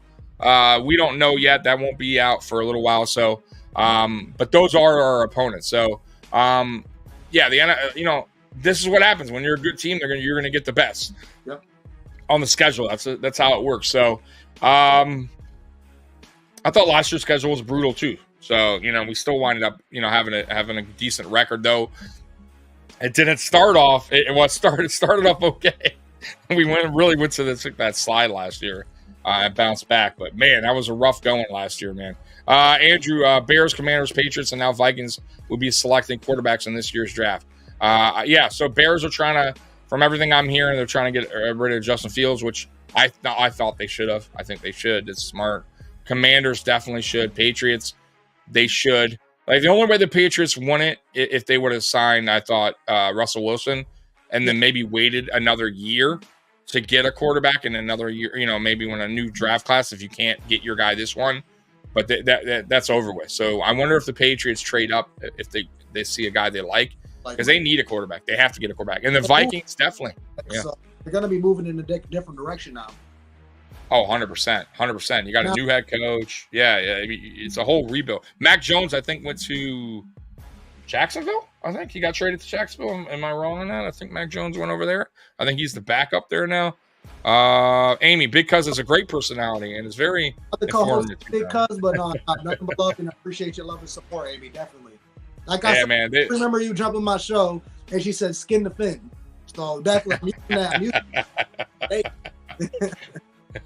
Yeah, man, they've been great, man. Every Wednesday. Well, I think they're starting when are you going back to Wednesdays or every week? Yeah, I was gonna tell you we're gonna do it this Wednesday as well, which is with all this news. Okay. The episode. So yeah. Yeah. Oh, Spin. Let me tell you, Spin. 100% I fell for it, and I'll tell you why. Because when I saw it hit on Twitter, I had NFL Network on as well, and NFL Network broke the story. Oh, Deion Dawkins, getting released. I'm like, oh shit, he's gone. And then they got fooled. And then they came back from commercial break. It was like, oh, he trolled us. And then I'm like, oh man. So I think it wasn't just me. Trust me. But I was scratching my head, going, why the fuck would they? Why would they just release him? Like why not trade him then if that was your whole? You know what I mean? Like, it wouldn't even make sense. So, but you never know. Like I don't know anymore what the hell's going on. So, yes, I did fall for it, but never again will I fall for Deion Dawkins shenanigans. Oh, you can't pay attention to Twitter. That's something like I speak saying like, "Oh, I hope this ain't it. I hope it ain't so." And then he started with it. Yes, yeah, and him like crying, walking away. Like I was like, "What are you doing, man?" And one of my buddies, he's a Steelers fan. He's like, damn, man, this and that and the third. I'm like, it's sad, but I understand because we're just in a position where we have to make these moves. And I would hate to see him go. And in the way Deion Dawkins was tweeting and stuff, I'm like, I understand him because he see the players he got drafted with leave due to contract situation. It doesn't matter how good you play or how solid you are. It's still a business. Here we go. Let's hear it. Yeah, I figured we play this for you guys. Deion. Who's that? This is Sean from Orchard Park Beat. I was just calling.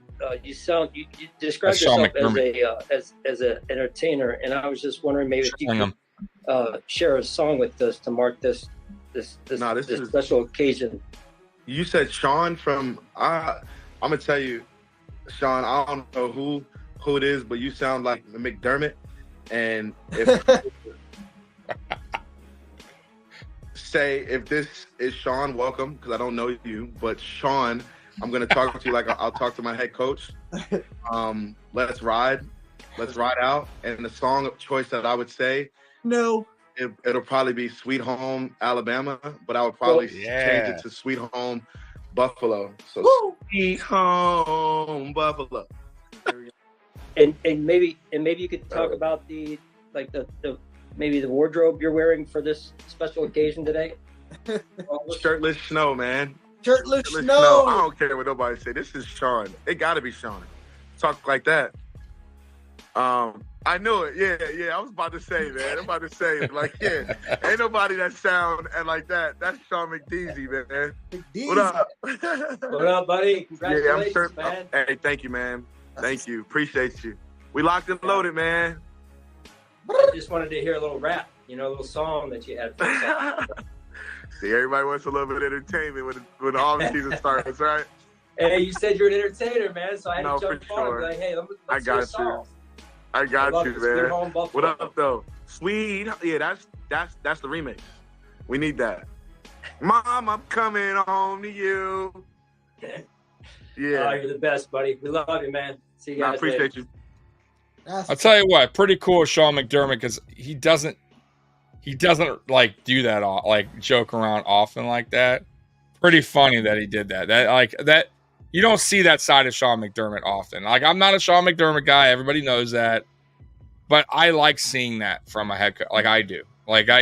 That is a pretty cool moment. I like that he did that. I think Deion Dawkins laughed. Like, I don't know. Like, that's pretty cool. Like, you know what I mean? Like, I like that. I'm with that. And one thing to jump on to Sean McDermott, I mean, I'm going to still say it right now. I still believe Sean McDermott got us as far as he could take us. Not to say that he can't get us to the Super Bowl and win, but he's got to prove that he got us as far as he could take us. But I'm not on the fire McDermott, fire him, get rid of him. No, because of stuff like that right there. And especially what happened after the Tyler Dunn article that was released trying to diminish his character, saying this and that and third, how he's making quotes on 9/11, trying to influence and motivate people. Scratch all that. It doesn't. Mm-hmm. He's seen how these players rally up behind him. I forgot what team we beat, but that week was coming off of the bye week. We also had the Von Miller situation with his domestic, and then after the Tyler Dunn article trying to come at McDermott, it looked like it was after the Eagles loss. It was after the Eagles loss. So after the Eagles loss, we're below 500. We're out the playoffs. No, I think we were at 5 because I think we went up and then we winded up 7-7 or something like that at that time. Either way, but you're right. It was right there that week. In a hole. Like, we was all in the hole. We all scatterbrained. We don't know what's going. Burn it all. Let's rebuild. A lot of people saying some reckless things. But after we got that win, and Coach went into the locker room, and they said, I got your back, Coach. The way this man lit up, like, he knew he was with family. Not only the players got his back, he had the players' back. It's a family over there. It's not just an organization. It's not just this and that third. These guys are family. They love each other. They genuinely love each other. So when McDermott has to make that phone call to Poyer, Hyde, or Tre'Davious White, you best believe, I'm pretty sure he didn't make the call. It's Bean's job. But nonetheless, to have that conversation with these players that, especially Trey White, the first person you picked up on this team, and you got to break the news saying we let him go, that broke his heart. So absolutely. And it's nothing but love. I really love the way this team is built and the family that's established within the locker room. So, like I said, I'm still on the wagon where maybe McDermott hasn't got us as far as we need to get. And, yeah, he does sometimes chokes in those big games. But, man, any one of Bills Mafia went through a wall for McDermott. And it's love. Yeah. I don't – man, real quick.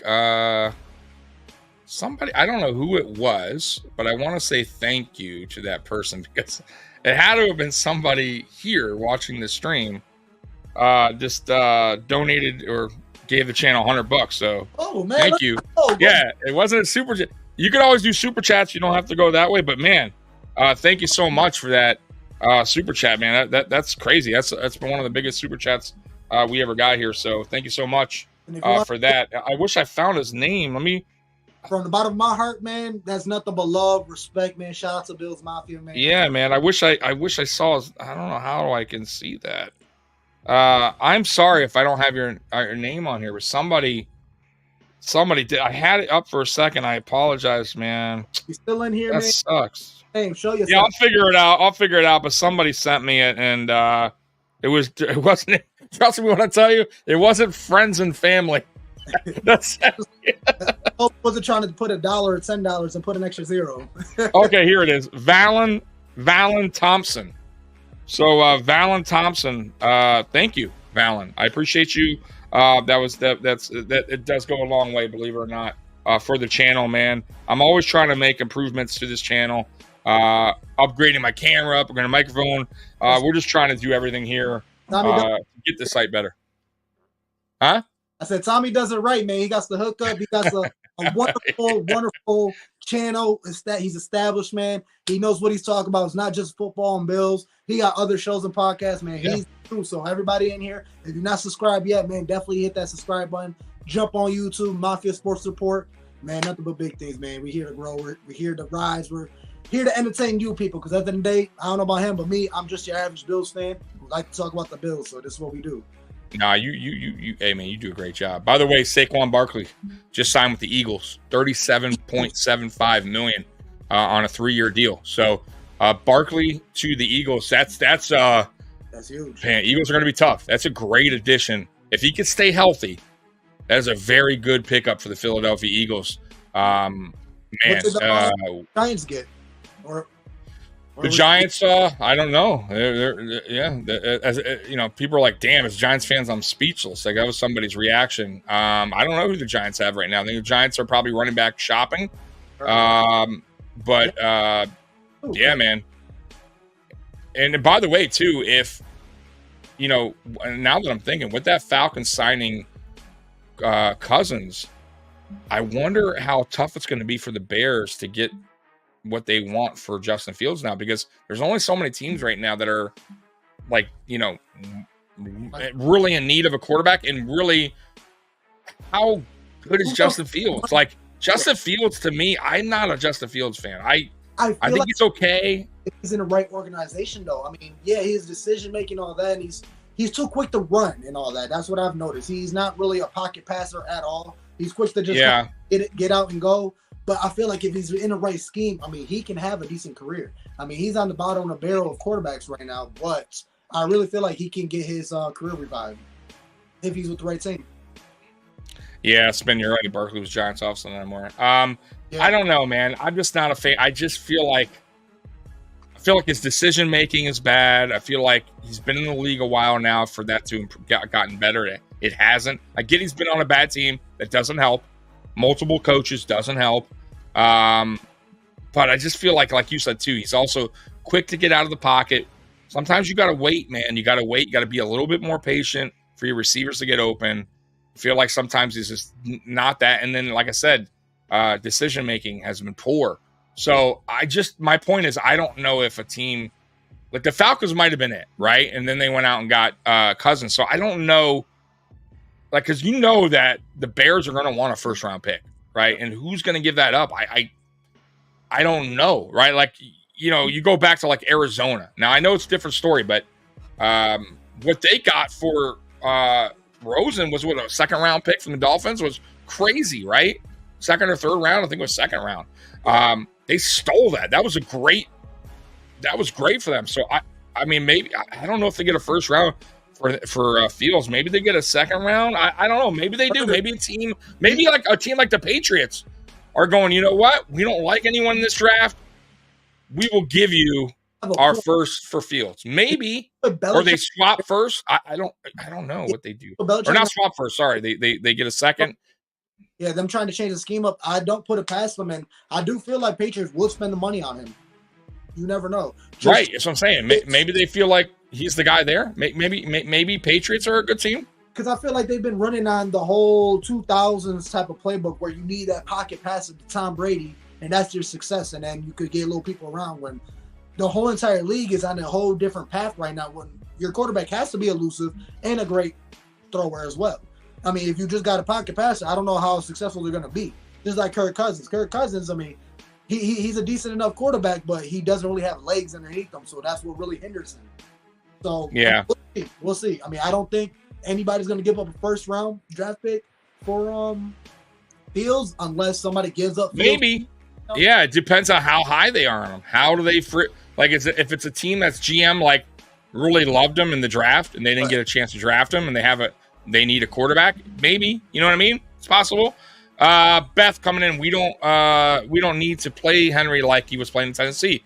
Exactly. We don't need a big power back every down. You're gonna feel. I think Henry would be, bro. That's what me and Jay were talking about that for like 20 minutes. Like, I think, man, that is your, like, if I'm Brandon Beane, I'm telling you, if I'm looking at all the free agents right now available, Derrick Henry for me is probably the most affordable one for a top free agent out there that can move the needle on the offense. So if you got what I'm saying there, I'm talking about one like affordable, meaning he can make it work, top free agent, and somebody that actually moves the needle, not fucking, not puts it at a quarter tank, right? Like, I'm talking about a guy that you actually didn't have to pay $20 million a season for to make this offense more dynamic. Mm-hmm. Go do it. Get on the phone. See what is. Hey, yo, if I'm Brandon Beane, hey, this is what we're trying to do here in Buffalo. We would love your services, man. We can give you this amount of money. You don't need to be an every down back, right? This is what we would love to see you on the offense. This is what we would want from you. You would be next to James Cook. You'd have Josh Allen there. You have an opportunity to win a Super Bowl here. You know what I mean? Like, there's a lot of good here. A great fan base. So yeah, over there on Tennessee, Derrick Henry was a team. Tannehill was a deep quarterback, but everything ran through Derrick Henry. That's the only reason why Tannehill had the success he had, because he could run off of the play action and hit his receivers. That's the only reason why Tannehill was successful as he was because of a Derrick Henry. Now you tell Derrick Henry you get to play for Josh Allen, you don't have as much of a workload and still have the same amount of success. Right. Josh here in the team, not you. You're going to be plugged in here and there. Like, come on now. And you get to finally get your ring to solidify your Hall of Fame career. Exactly. So it's not like he's not going to get a minimum deal, dude. Like, it's going to be like his value for me is anywhere between 7 and 10. Like, that's where he's at. And that's a fair. And look, go back last year. Look what he did last year. 1,400. Like, he still was a dynamic. What makes you think that all of a sudden a guy that rushed 1,400 is all of a sudden he lost it? Like, he still has at least 2 years left where he can be dynamic for any team. And we have a good offensive line now, like a much better offensive line, and he doesn't even need a great offensive line. You know this. So why not give him that 7 to 8? Like, I would feel great. Listen, $8 million is where I'm at. Right now, what is the need for running backs right now? What teams need running backs? It's very low. Well, not only that, the price tag, like Josh Jacobs was the big name out there. Saquon Barkley was the big name out there, right? Well, Saquon Barkley got, but they're also younger. So here's a couple things with Derrick Henry where it's intriguing. Why I think we can still get him at a relatively cheap deal. One, GMs, yes, they're going to look at his age and go, okay, he's not going to be a 5-year signing. He's going to be, we're comfortable around 2-3 years. That's the deal he's going to get. And he's not a young Josh Jacobs. He's not a younger Saquon Barkley. He's been in the league a little while. Okay. Here's what he's worth. Here's his value. So you telling me a guy, you want to be happy at $7-8 million a year for a guy that can move the needle for the next 2 years? Absolutely. Of course. You're not going to find a Derrick Henry in the draft. Years? Wasn't that the money? 6 years? $6 million for 3 years for Saquon, no? That's not a lot of money, bro. That's not like, you're not talking about just average running back. Look at the running backs right now that are getting paid. That got paid. Saquon Barkley didn't have a season that he had last year. The same with Henry. But I feel like Cook still needs somebody to learn off of, and I don't trust James Cook to be the bell cow running back right now. I mean, to be two different running backs too. Yeah, I like that, but I mean, I don't know. Last year, I just felt like James Cook left a lot on the field, especially with his miscatches. Definitely got to work on that, but I still feel like he needs to gain a good 10, 20 pounds. Well, that's not too much, but a good 10-pound of muscle where he's able to drag people. Because I feel like if he's not juking somebody, as soon as somebody touches him, he goes down. He needs to get that grown man weight where he's able to shed tackles like it's nothing. So, I mean, that's why I wanted a Derrick Henry, because I don't know why I thought he had 14. He had 11. So he was the second leading running back last year. Who's that? So McCaffrey had 14. That's why I was thinking McCaffrey. McCaffrey had 14.09. Derrick Henry had 11.67. And then Kyren Williams had 11.44. Derrick Henry had 12 touchdowns. So he was second in touchdowns. McCaffrey had 14. Guys. Yo. He's still. Are you serious? Like, you don't think he's worth that? So you're going to look at the guys that just got signed, right? So you got, let's see here. So Josh Jacobs had, God, where is he even on this list? Saquon Barkley had 962. So James Cook had a better year than Saquon. Now, Josh Jacobs, damn, he's way down on this. I think he came in late, right? Because he was hurt. So he had 805. So now, mind you, he's younger. I get it. Real quick, Saquon Barkley's making almost 11 mil each year. He got signed 3 years for 37 mil. So that's like what, 12 mil a year? So that's the market we're kind of looking at if we're going based off Saquon Barkley's contract. So for 3 years, 37 mil. Break that down. That's about a little bit over 12 mil a year. So can we afford 12 mil a year for? I don't think it'll be 12. I don't think it'll be 12, bro. I don't. No. Okay. I think it'll be. I think wherever he gets signed is going to be something like, because like I said, they're going to look at his age. They're going to look at, still there. That's definitely, yeah. And I don't think it's going to be a long-term deal either. I think it's going to be like a 2-3 year deal. I don't think it's going to be like, the most I can see Derrick Henry getting out in the market is 10 million. Yeah. So let's just say even 10 million. I would still take that gamble at 10 million for a guy that can move the needle. And okay, Spin, I get what you're saying there, and I'm with you. And if they could find that, great. But how long have we been looking for that in Buffalo? We haven't had a running back like that, and I'm going to tell you his name because I'm friends with him. Carlos Williams. Carlos Williams was our last bigger back that we had with Shady McCoy. So Shady is way better than James Cook. We know that. It's a future Hall of Fame running back. They're way different. James Cook is not even on the same level as Shady McCoy. And we still had Carlos Williams, who we drafted. I think he had like 8 touchdowns that year. Powerhouse. We need that, but that's not. You can't always find that in the draft. Brandon Beane, for some reason, gets these little running backs in the draft. And I like Devin Singletary, but he got Zach Moss right after. Same player as Singletary, but not as good, in my opinion. Now, he had a decent season last year with the Colts. I still think Singletary's a better running back. But still, they're the same kind of running back. Small. Then you got James Cook right after that. Small running back. So, last year we had, what's his name? Murray, right? But Murray was older. He dwindled down at the end. Then we got Ty Johnson. Different guy. He's not really a guy that goes between the tackles. He's more of a he's a little bit bigger, but he's still not that kind of running back. And then we got Leonard Fournette, who we didn't really even use. So nothing when he was trying to run through the tackles. He never really did anything. So no. I'm telling you, here's the deal, man. I get what a lot of fans would say. I think some would be like Spin and probably like, oh my God, I can't believe we gave Derrick Henry $9.5 million a year. You never paid. But I promise you this.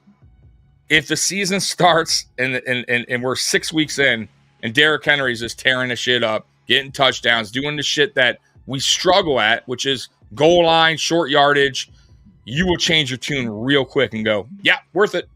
Yeah. Worth it. Well worth it. And same with Von Miller. If Von Miller would have stayed healthy when we signed him, just throwing this out. And because he was on pace to have 10 sacks or 10 plus sacks year one. Yep. If he would have stayed healthy, let's say that never happened, nobody would be talking right now about Von Miller being a bad signing. Because I guarantee you last year, he would have rolled up and still had about 8 to 10 sacks. It took forever to get back on the field. And when he was on the field, exactly. So I'm just throwing that out there. Like, nobody's going to complain if a guy moves the needle, right? Now, if we sign Derrick Henry and he fucking all of a sudden, which I can't see why, just sucks ass, can't run, get tackled in the backfield, got hurt right away, fine. You know what? But isn't that the gamble you take on every fucking free agent and draft pick? I mean, come on, guys. Like, when you come down to the Von Miller signing, I mean, we got him because we needed that at that time because we couldn't get to Mahomes. So that's why we made the Von Miller signing, and he just won the Super Bowl. So at that time, that was a phenomenon. Exactly. It was ridiculous. 6 years for all that money? Yes. But, I mean, we got a Hall of Fame edge right there who just won the Super Bowl. So, I mean, at that time, I wasn't really mad. The money was iffy, but, I mean, he was happy for him. And then when he came on the field, he was doing his thing. It just, unfortunately, got hurt. And it just... Yeah, it sucks. Trust me. Man, and not only that, he got hurt and he was older. You know what I mean? And no matter what he thinks or anyone says, when you're older and you get injuries like that, it does take a while to heal. Like, it takes a little bit longer. Like, it's just the way it is. Age, you can't defeat Father Time. You know, it's just the way it is. By the way, the Patriots are signing running back Antonio Gibson. Yeah. So that's a good signing for them. That's a good signing because they still got their what's his name over there? God, I forget his name. The guy they drafted, the bigger back. Man. Yeah. What's his name? The running back for the Patriots. He's a bigger back. Let me get his name. If anybody gets in the chat, say it before I pull it up. He's good, but he got hurt last year. I think he's on his 3rd year coming up. Let me see here. I'll tell you right now. Unless somebody says it in the chat. And it wasn't Ezekiel Elliott, by the way. He filled it. He filled in for the guy that was hurt. I had him on my Ramon Stevens or something. Yeah, Stevenson. Stevenson. So it's going to be Stevenson along with him. So that's a good Stevenson and Antonio Gibson's a good backfield, and nothing wrong with that. Like that's a thank you, Triggs. Lynn said it first. Give him. Who said it first? Steve Lynn. Steve Lynn got it. Okay. Sometimes, man, when you're live, I hate when I have like brain farts. I'm like, and know the guy, you said his name a million times. Yeah, I had him on my too. And you can't remember it. It's like, that's exactly why Vaughn took a pay adjustment, future GM. Hey, it was smart. That was smart because he could actually wind up getting paid more if he lives up to his incentives. So I think it was smart. I think that was a good thing for him to do, considering we stuck by. Exactly. It'll make him work harder. No doubt about it. I'm looking at some updates here. If you guys got any updates on NFL free agents before me in the chat, put them in. Because I'm just I'm talking to you guys, and I'm also looking over here at X. Isn't it crazy that X, Twitter, whatever you want to call it, has all the updates first before anything now? Yeah, I was on Bill's Facebook page, and I'm like, you guys got nothing. Like, I'm trying to get the updates, and I don't see nothing. I go on Twitter, I got bing, bing, bing, bing, getting all the. But my phone is dying. Like my phone. Yeah. From all the updates are like it's like getting hot here because I'm getting all these ESPN and updates here, and I'm like, yo, you're way too late to the show, bro. Drew over here said in the comments that Derrick Henry will allow the offense to stay on the field, absolutely, and it's great at pass blocking protection too. The Bills defense will need the offense to control time of possession this upcoming season, absolutely, because there's too many stall drivers where we finally get on the field, boom, 3 and out. Because we didn't get the extra 2 yards. Because we get a Derrick Henry, we also get that pass protection because there's times where Josh Allen's time clock runs out because we got pressure coming in and he has to run out and do the extra. So definitely will be phenomenal to get Henry, especially as a pass blocker. Move the needle. We don't have to do the snowplow anymore and push Josh Allen. Right. I'm kind of surprised they haven't banned it yet. They may still this offseason, but if they don't, cool. But if they do, we definitely need somebody to get those solid 1, 2, 3 yards. And not only that, though, you still have the Josh Allen element to it. Right. Because now defenses, guys, here's the other thing, right? It's not just about like, okay, now Josh Allen never has to run for a 4th and 1. Okay, but what if you have Derrick Henry out there, right? And now defenses are going, fuck, right? Because before you could have James Cook in the backfield, Ty Johnson. Defenses are going, nope, we don't believe it, right? It ain't happening. It's Josh Allen all the way, right? Now you put a bigger back, like a Derrick Henry back there. Now defenses go, fuck, man. Like, what do we do now? Like, and that's what I love about the Derrick Henry because it's just the sole idea of seeing a Josh Allen, Derrick Henry. I know I said it earlier in the show, but I'm going to say it again and we'll keep saying it. You see Josh Allen, Derrick Henry in the backfield in shotgun, anticipating the option read, you have to stack the box because either one of them is going to run right through your face. Either Derrick Henry or Josh Allen, they're going to run right through you. Right. Box, you get rid of that DB, you add a linebacker, add extra D line, then you're putting one-on-ones on the outsides, one single safety, and then boom, play action. You throw it up the top. You can do anything and everything if you have Derrick Henry in the backfield. He can pass block. He can run on the field. He can get you short yardage. He can rip one 80-yarder if he wants to. I mean, he still has speed too. It's not like he's slowed down. Not slow. Saw it last year. He still could break away an 80-yard run. And like he still has it. Yeah, age has a lot to play in it. But if you look at his career the past year, he's still putting up the same stats. He's still putting up the same stats. Absolutely. On a bad team. He's still the king. I mean, he has yet to put his crown down. So absolutely. Got that crown too. But I mean, Derrick Henry, he still got it. Beth, but Josh starts taking off. You start blocking, forgetting about Diggs or Cade or Knox. That's dangerous. Yeah, I mean, look, man. I just feel like that's to me, that's the one guy I would not hate if they signed to 8-10. I'm comfortable at 8, but I still will be fine. It just depends on, I'm Juan's contract. He's making about 12 plus a year. Yeah. You average it up there. I mean, I'm just guessing 10 mil for Derrick Henry. That's what I'm guessing. Maybe we could talk. And there hasn't been any talk, maybe, but I don't know. There hasn't been any talk on him. No rumors. Like I haven't. Let me see if there's anything going on. He could wrap it up. I mean, I'm pretty sure he got a lot in the No, he's not right. He knows the deal. He ain't wrapping it up. He's gonna get one more go at it. He wants a ring. I mean, most of these players, especially the good players, want a ring. Now, I am hearing a lot of Ravens fans are wanting Derrick Henry to Baltimore. That would be a good fit too, obviously. I mean, that would be a dangerous team. I'm gonna be honest with you guys. Like, so that's what I'm talking about, man. Like, y'all can say what you want, but Derrick Henry to Cowboys, now that Tony Pollard is gone, is also an interesting, they could, remember too, Jerry Jones wants to win. And will he be? He'd probably be willing to pay maybe even more than 10. He might be like Jay's saying in that same Saquon, Josh Jacobs kind of deal, where he's giving him 12, 13. Because that's what he wants. He wants a Super Bowl bad. He didn't do nothing last year. The Jets tried at him. He wasn't doing nothing. Got rid of him. He went to the Cowboys. He didn't do nothing over there. So I mean, I'm pretty sure Dalvin Cook is washed up unless some team picks him up and try to revive him. But I mean, as it stands right now, Dalvin Cook is nothing right now.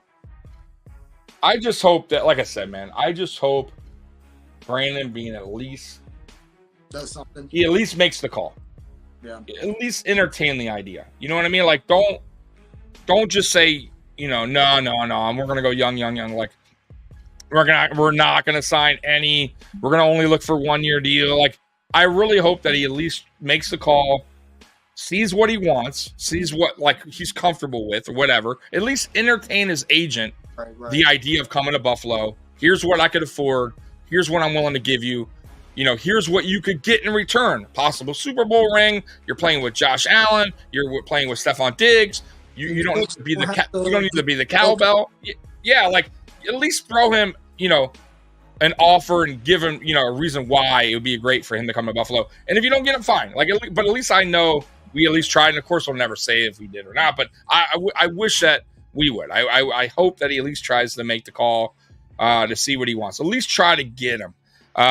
We'll see. I mean, no teams yet I haven't heard any sources that said the team's interested in Derrick Henry's services. So, but there will be, I promise you, because there's a lot of teams now, like the Giants are out of running back, Dallas is out of running back, Ravens need a running back. Like there's a lot of teams out there that are going to eventually be calling his agent, or if they haven't already, to see what kind of deal needs to be done. By the way, Cousins, $100 million guaranteed. Woo! Wow, man, they're dialing in over in Atlanta. All in over there. That's crazy. Y'all just drafted Ritter, and you already gave up on him. Yeah, that's crazy. Just like that. Yeah, they must not feel. Remember, there's a new coach though, new coach in Atlanta. So just because a lot of times when a new coach comes in, I think a new GM too, I think. But when a new coach comes in, usually they don't want what the old coach left over, unless you have like a unbelievable quarterback in place. You know what I mean? But for the most part, they want to start fresh. Look at Chicago, right? You got a new coach coming in. He's like, I'm good. I'm good with Justin Fields. Now we have the opportunity now to draft this guy from USC, which will probably be the Caleb Williams, I believe his name is. Now, of course, you never know. You never know. I mean, it's still roll of the dice. Caleb Williams could not work out, and they could go. But that you have to take the chance eventually, and I think that's what they're going to do in Chicago, man. I think they're going to. I think, and if I'm a Bears fan, that's what I want. If I'm a Bears fan, you do not. I think I've seen enough from Fields where I'm like, hey, it didn't work out. No, it didn't work out. And it's just like, hey, you got money now. Rebuild your offense. Start fresh. Get yourself a quarterback that has the tools in place, what Caleb does, the size, the speed, the arm, and work around him now. Now you build around him. And And not only that, you're going to get something in return. You're going to get something in return from Fields. And what you do is you take that return and you get a weapon now for Caleb Williams. Now you have that, kind of like what they did in Houston, right? So they got Tank Dell in the draft with what's his name. So it worked out. Like he had that weapon in place, Stroud, where he wasn't just going into a season with, like Josh Allen did in 2018 with nothing. You know what I mean? He was able to grow around the team and not exactly. Yeah. And coming up, Amy wants Floyd back. I would like Floyd back too. I just have a feeling Floyd's going to want it. Already said his money, so I mean, we're not. And AJ too. I'm with you, Spin.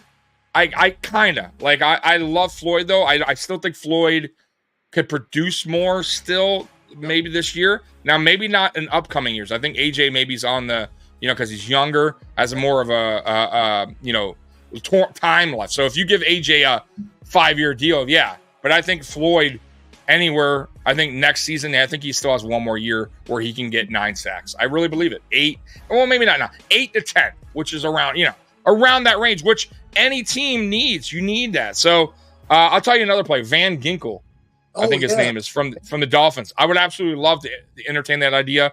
What do you think about X? You think X from the Dolphins who got cut is going to want a good contract out there? He was one of the best corners in the league for a while, though injuries started to pile up. And that's the problem with Howard. But when healthy, man, he's fucking dynamic. How many? The 1 year he had almost 16 interceptions. I don't know. I just know he's unbelievable. He is a ball hawk.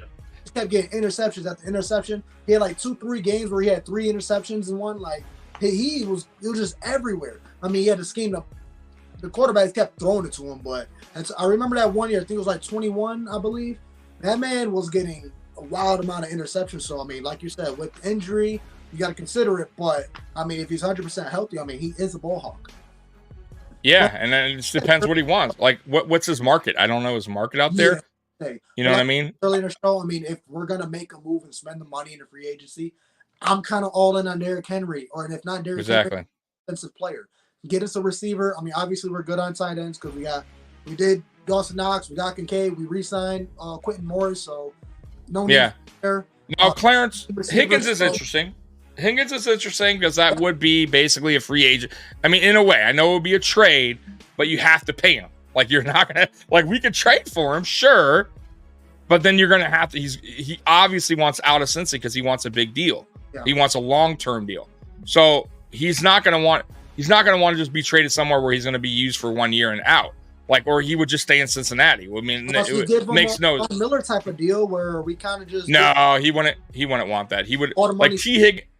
Nah, T. Higgins is looking for a 5-year deal, bro. 4 or 5. Trust me. Because they signed him to, they gave him his 5th-year option, right? So he's already getting paid a good money. I think $20 million, something crazy like that, right? So why that's good? Why not just say fuck it? All right, I'll play my last year and then I'm gonna go on the market. He's not happy with that. He wants a long-term deal. So I just don't know if Bean could figure that out, work, and maybe you could always kick down the contract where the first year's cheap and then the next year when the cap goes up. I mean, you definitely, but then that would take the receiver out place in the draft. Yeah, right. You get what I'm saying? So you make that move.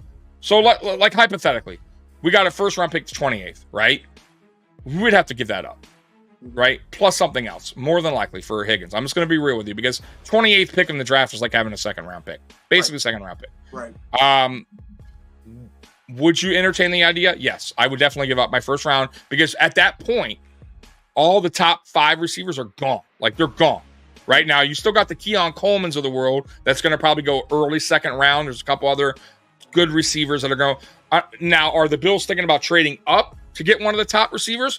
That's another possibility. But if you got Higgins there, you know what he does, and that's what they want is your first round pick, 28, and you could work his contract out, go for it. Now, because he's still young and he could take over Diggs' role. Right. I see Leonard's trying to get at, and I mean, I feel it. Let's wait until the back end of it where you got those couple players who's been left out. Oh, Ginkgo went to the Vikings. Sorry to cut you off. So there goes that. There we go. But pretty much have everybody sign, and there's a couple stragglers left right before the draft, and we pick those people up for short deals because they still want to play, and nobody picked them up. So we give them a couple mil and come jump on our team and see what happens. That's what you're going to see. Yeah, that's what it's going to be just like last year. Spin, that's what I was saying. So Higgins is making, I thought it was like 20, but you're right, 21 from the tag, but he wants out now. Like now he's upset because he wants a long-term deal. Not going to do that. So that's my point. Like, he's not going to go to a team where they're only going to give him a 1 year prove it. Like it would make no sense because you get to stay in Cincinnati and get paid $21 million. Why leave? So anywhere he wants to be traded, it's going to have to be they're going to have to work it out where before he goes there, he knows that they're going to give him a contract or it's going to be a long-term deal. Like he's going to get a big contract. He don't want no. Think about it now, $20 million there. Yeah, that's right there. 4 years, $80 million, and that's the minimum. Like he's going to want probably $100 million, right? Like on a deal. I'm a number one receiver though. Can he lock it down? Because I feel like he's like another Gabe Davis, just a lot more successful compared to Gabe Davis last year. But does it really? That's the question. If he's asking all that money, 21 mil, 25, are you even the number one receiver? Because I know you're. He can be. He can be. But he can be. He's physically. He can be. He's fit. I think he can. I think he has the size, the speed, good hands. He's physical. He's a different kind of receiver than Diggs. Yes, they're two different receivers. But if you could figure that out and still keep Diggs around on his contract for the next 2 years, I think it's 2-3 years, I think it could definitely work out. Like he is a dynamic. I'm telling you, like Higgins, like he Cincinnati basically has two number ones. Like he is dynamic. But he was also hurt last year too. So he was, but I don't think it's going to happen. These are just what ifs. I don't see it happening. It's just way too much money. Bean would have to really shuffle around like this to make it work. And that's what I'm talking about. That's why I think me and Jay mean by if you're going to do a free agent signing where you can move the needle but not have to spend $25 million, Derrick Henry's the guy because there's so many players in this draft that are receivers that are pretty damn good receivers that are going to fall to the second round that could potentially be a number one receiver in time, and you don't have to pay him super duper money like you would have to Higgins, right? You could pay him a rookie deal. So I don't know. That's where I would go with it, but I just don't. Do I think there's going to be trades, by the way, in the draft? Yeah, hell yeah. He's not going to keep 11 picks. I think he's going to trade up. I think he's going to do his trading for picks. So he's going to probably move up in the third round because we don't have a third round. I could definitely see like him packaging one of the fifth, one of the sixth to move up to the third. So we'll have 1, 2, 3, and 4. I could definitely see him moving up possibly in the first round again, like he did last year. If a player slips, right, like a Dalton Kincaid, and give up maybe his fourth or something. Like, who knows? Like, we'll see what happens. But on and there's nobody else until like the second round. So then we're gonna see comes draft time. There's gonna be a lot still moves to be made. I still feel like we're still gonna be making moves to get more picks possibly because at the end of the day we're down in depth, especially on defense. So we definitely got to pick up a lot. Oh man, yeah. I think a bunch of players on free agency, so we definitely got. Yeah. I think like I said, how I would do the draft this year is you draft your receiver first. You figure a way out. You have to. And then I think defense heavy. I think you have to draft another edge because Von Miller, who knows what's going to happen there. And you got to have the edge when Von Miller leaves anyways. So you need AJ's replacement, Epinesa. Now he's gone. I think you need a defensive tackle. I don't think Daquan Jones is coming back. I know a lot of people want him to come back. I just have a feeling he's not. So now you got to find yourself a tackle in the draft or free agency. But once again, we just talked about it for over an hour. I don't think they're going to get a 1 year deal on a veteran defensive tackle. So you have to draft one eventually. So you have 11 picks to work with. And now obviously they're not going to use all 11. They'll probably trade up, but you need to find your defensive tackle in the draft. You also need to find a safety in free agency or the draft. So there's so much things on defense that they need to work on right now. But my thing is this: you need to get somebody. You need to make this offense more dynamic, and that is with a receiver in the draft and a running back, and Derrick Henry, or the draft somewhere. You have to pull it up. More unpredictable, but we also have Joe Brady, who had phenomenal. He stepped in phenomenally last year. I mean, shout out to him. And then now he has a year offseason under his belt to really accumulate the scheme he wants to develop and not just run off of what Ken Dorsey was doing. So that's another reason why I'm excited. And we see what he did once he stepped in. He let Josh Allen loose. When the whole first half of the season with Ken Dorsey, Josh Allen wasn't half of himself. He took his legs away from Josh. And then the schemes that they was playing just wasn't really working in all this under center stuff. I mean, it works, but that's not Josh Allen. He likes to stay in the shotgun and see everything. So Joe Brady, who understands the Josh Allen, lets him be the best version of himself, is very exciting to see the type of offense Joe Brady brings up into this new season with the new players that he brings in. Like I said, I'm excited for Justin Shorter. Now, as we're talking, I won't be surprised if we don't go for a receiver first round or our first pick. It depends. So here's the deal. So there's like a Keon Coleman, who I'm high on. Okay. He's a second rounder. Like he'll go early second round somewhere. I think he could be a really good receiver in the NFL. But you can get him a second round. So what do you do there? So the only way I could see them not, like, they're probably going to go edge in the first round if a receiver doesn't drop. Yeah. Now, if a receiver drops who's a top 10 receiver, right? Supposed to go top 10, top 15, right, and he's slid for some reason, then I can see Brandon Beane pulling the trigger like he did last year. But if those guys go, there's no reason to, and you got second round talent, you got those receivers are dropping in second round. What I can see happening is you get yourself the edge or the tackle, you move back up in the second round to grab your receiver. Then you get your receiver, Keon Coleman, whoever's available. And then you go from there. But there's a lot of receivers, bro, in this draft. By the way, real quick, Van Ginkel got $20 million on a 2-year deal. So he got paid for a guy that was a rotational guy. He's that's what I mean about guys that are on contract years. He showed his worth and he got his bag, man. So good for him, man. Oh wow, look, Packers to release Aaron Jones. Oh wow. So we were just talking about Aaron Jones, with Saquon, he's gone. So I mean, not Saquon, Jacobs. Yep. So so Aaron Jones is gone. So Aaron Jones got released. I'm not interested. No, neither am I. You see, that would just be like bringing in, Murray last year. Now, obviously, he's better than Murray, but he's not much. Like Aaron Jones is aging, right? He gets hurt a lot. Yeah. So I went, and he's gonna still want these. I still don't think it would be worth it. So I only got one guy in as far as that goes. So we'll see what happens. I'm looking through if there's anything before we go, because I'm gonna get out of here soon. Seeing if there's any more. Now, of course, I'm gonna get out of here. Watch, there's gonna be like a bunch of Bill signings, and I'll have to pop right back on. But right now, it looks like there's moves. But nothing other than what I just told you. I'm just trying to see if I missed anything. I got the Eagles with Saquon, all the money on there. Josh Jacobs, Packers. Yep, I don't see nothing else new. Nothing else? Okay. So, yeah, man. So, by the way, did we talk about the Trey White? What did you feel about the Trey White being released? Were you good with it? That's my man. No, that's why I know. Damn, man. I mean, I feel for the guy. I do. Yeah, it hurt. I'm upset about it, but I completely 100% understand. That was my biggest question coming up until that point, is that do we get rid of him? I kind of would have liked to keep him because he is a Buffalo Bill. He's embedded. He's been here since day one with McDermott, first round draft pick on his regime. Yep.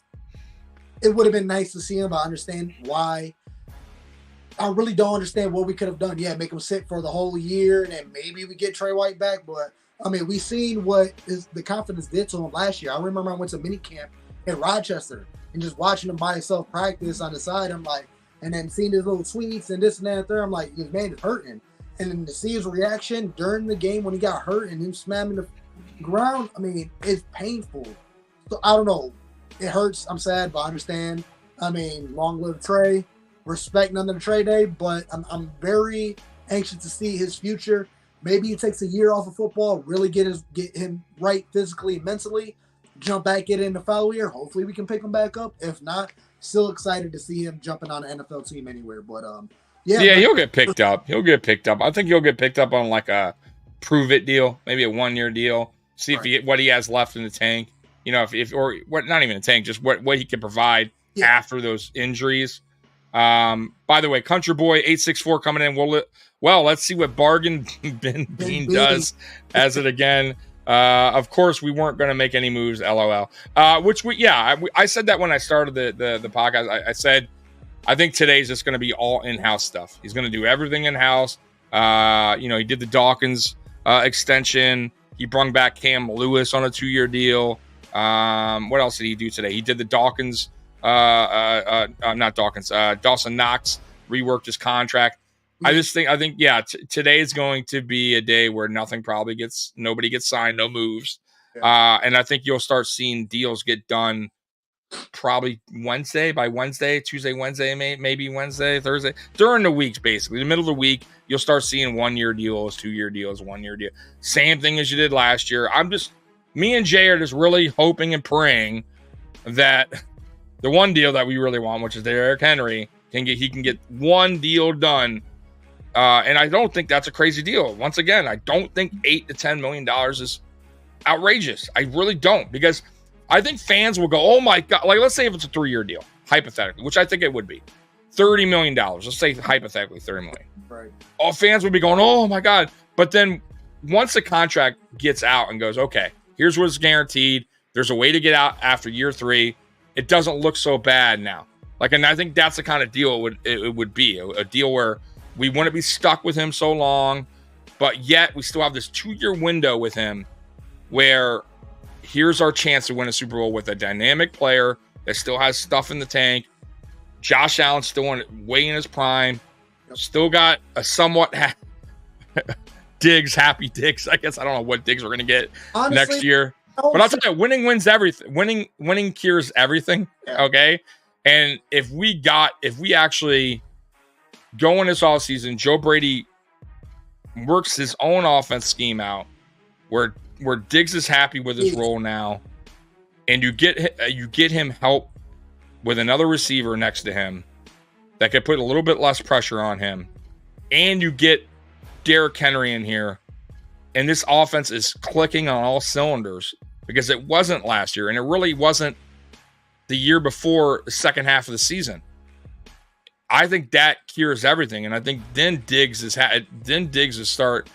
I think he'll start having that love for playing with the Buffalo Bills right now, because that's the problem with Diggs right now. I think the love and passion. This is the media blowing it out of proportion, because Diggs. I don't think so. I think it's about it. His brother made a step. No, I get that, but then I get it. But Travis Kelce could push his coach, and they're not going through problems. So, come on. Yeah, but it's different. I think I get it. I think saying nothing speaks louder than saying something. So right. I think that's the problem I have with Diggs, and I get it. It's annoying sometimes, but he puts himself in that position, right? Yeah. So it wasn't like the media is just searching for something. He actually. Yeah, he's the one, not just his brother, it's him too. He's the one that's opening it up he's opening up the doors. Yeah, you're right. For them to go, oh, okay, you said this. Oh, well, so he's doing it, and then not by answering, by being because to me, I look at it like this. I look at because somebody were like, hey man, are you and Jay cool still? And I'd be like, how, You're not saying you're not confirming, but you're not. Right. I don't know, man. I'm kind of tired of that. Why wouldn't I just say, yeah, bro, Jay's my dude, bro? So I don't know why he doesn't stick up more for Josh. Josh is asked about Diggs all the time, and I've yet to hear Josh go, I don't know, whatever, bro. I don't know.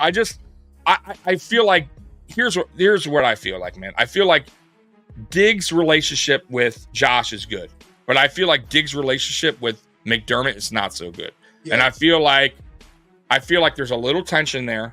especially when they had that blowout at camp, right? And then he lied. McDermott lied about him not being there, and he was there. I think that wasn't so good, right? You saw that Diggs on the sideline when he was kind of having these little meltdowns here and there. McDermott was like talking to him a little bit, but it wasn't. So I just feel like Diggs' love for the team is not there. But I feel like his love for football is still there. So meaning he's still going to show up. He's still going to do his job.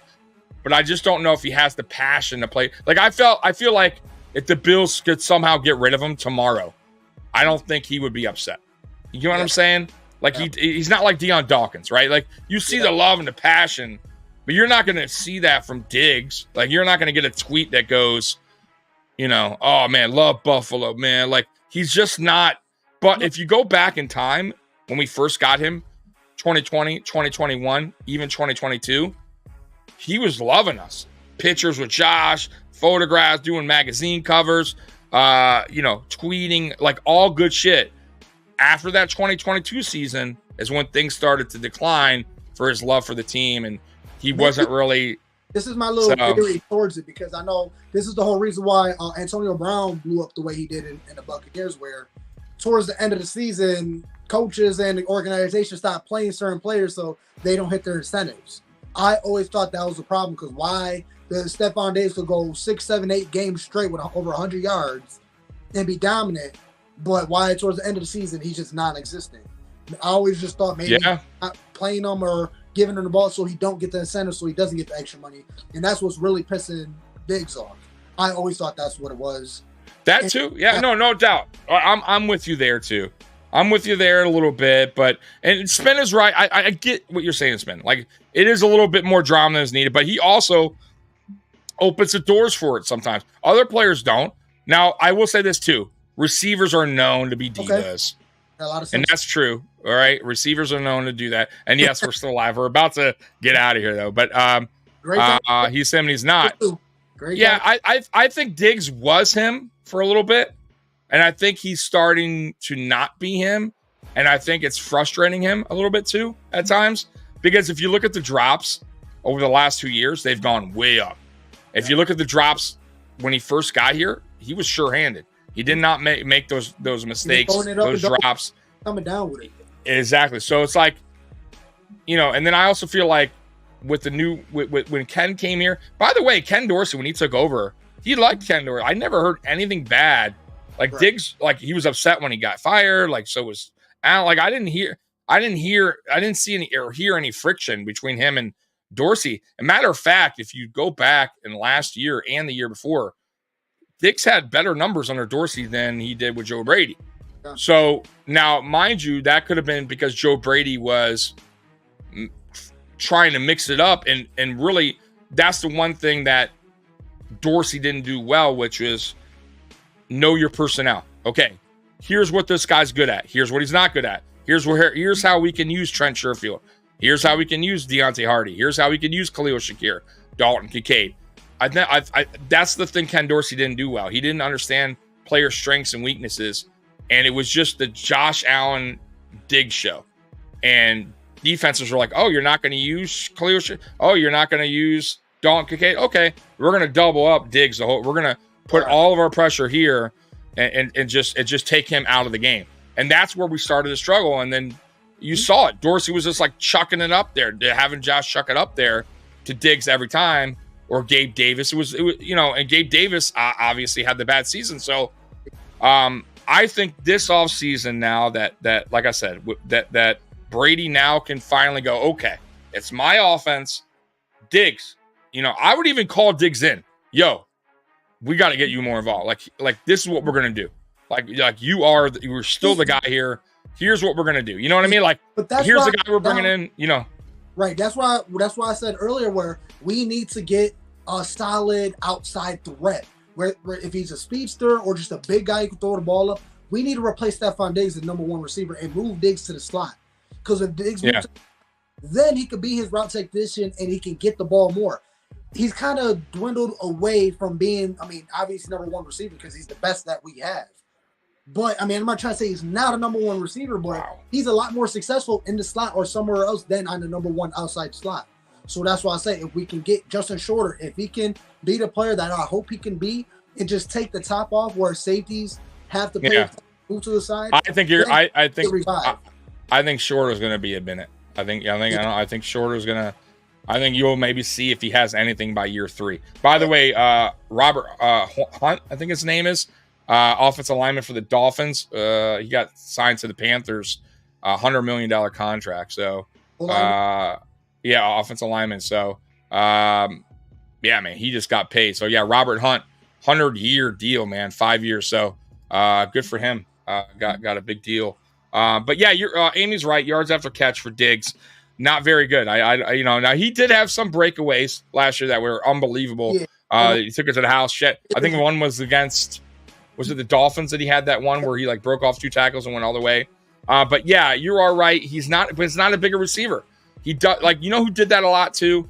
Cole Beasley. Catch the ball, slide down. He didn't want to take the big hit. He never fought for extra yards. That's the one thing Khalil Shakir is. To me, Khalil Shakir is our best yards after catch. Tough dude, good speed, better speed than a lot of people know about. But you're all right. Look, they're talking about best fit for running back, Derrick Henry. And everyone's saying the Ravens. I understand he's probably not on the path to be number 1. I'm just looking at the size of him. I mean, maybe I'm hyping him more than he can ever be. I just look at the size. I'm like, boom. If I got it, was he like 6'2", 6'3"? 6'4". 6'4", even better. 6'4" player. I mean, I want that man down the field every single play. Josh Allen's going to give him an opportunity to throw that ball up. I mean, I really watched his college films, so I really don't know the type of player he really is. I got to do my homework a little bit more.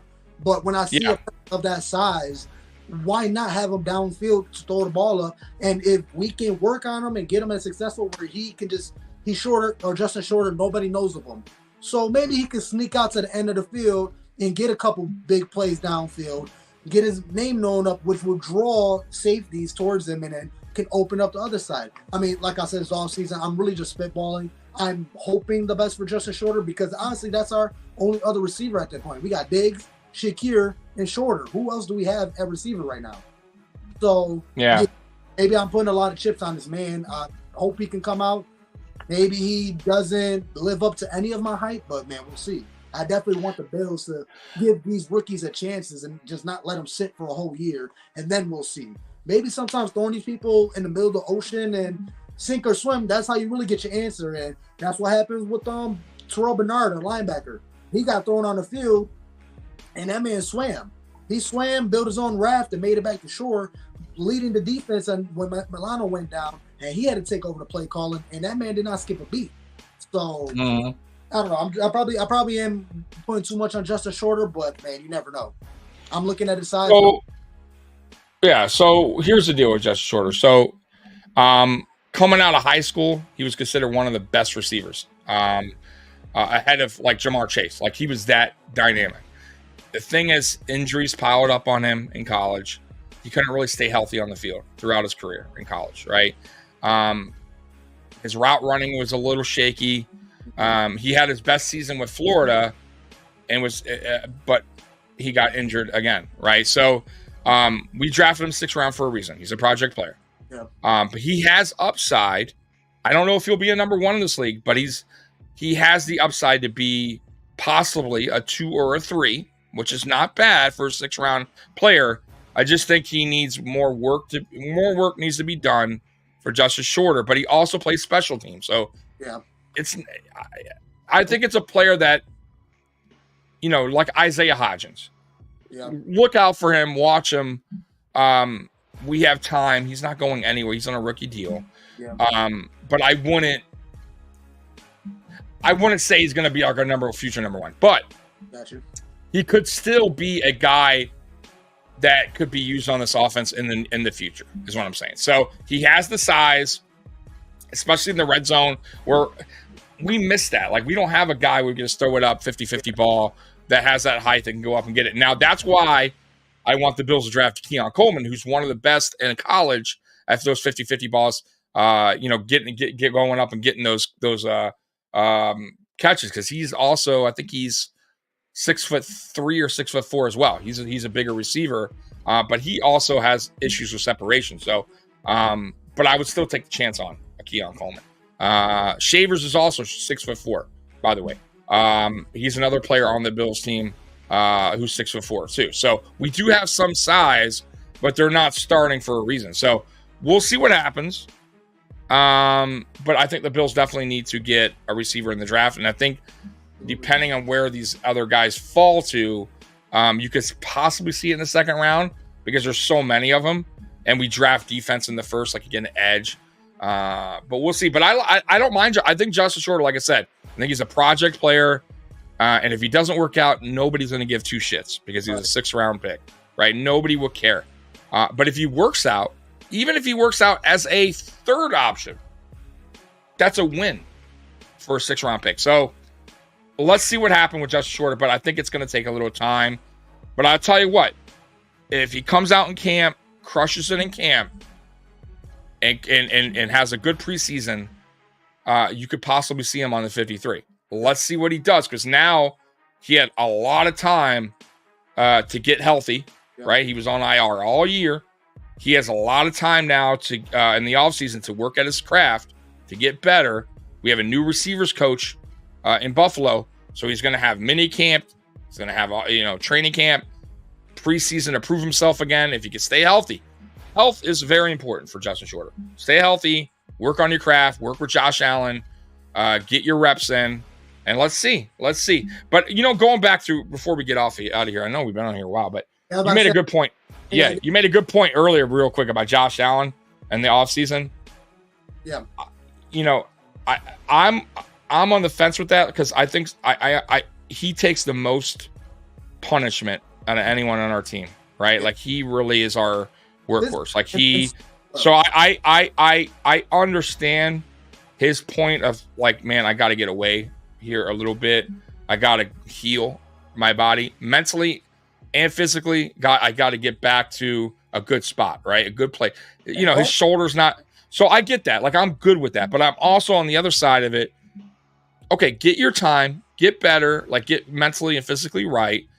But go back to what you did in 2021 and 2020 where you're, going with your teammates, whatever. Let's say we draft a receiver.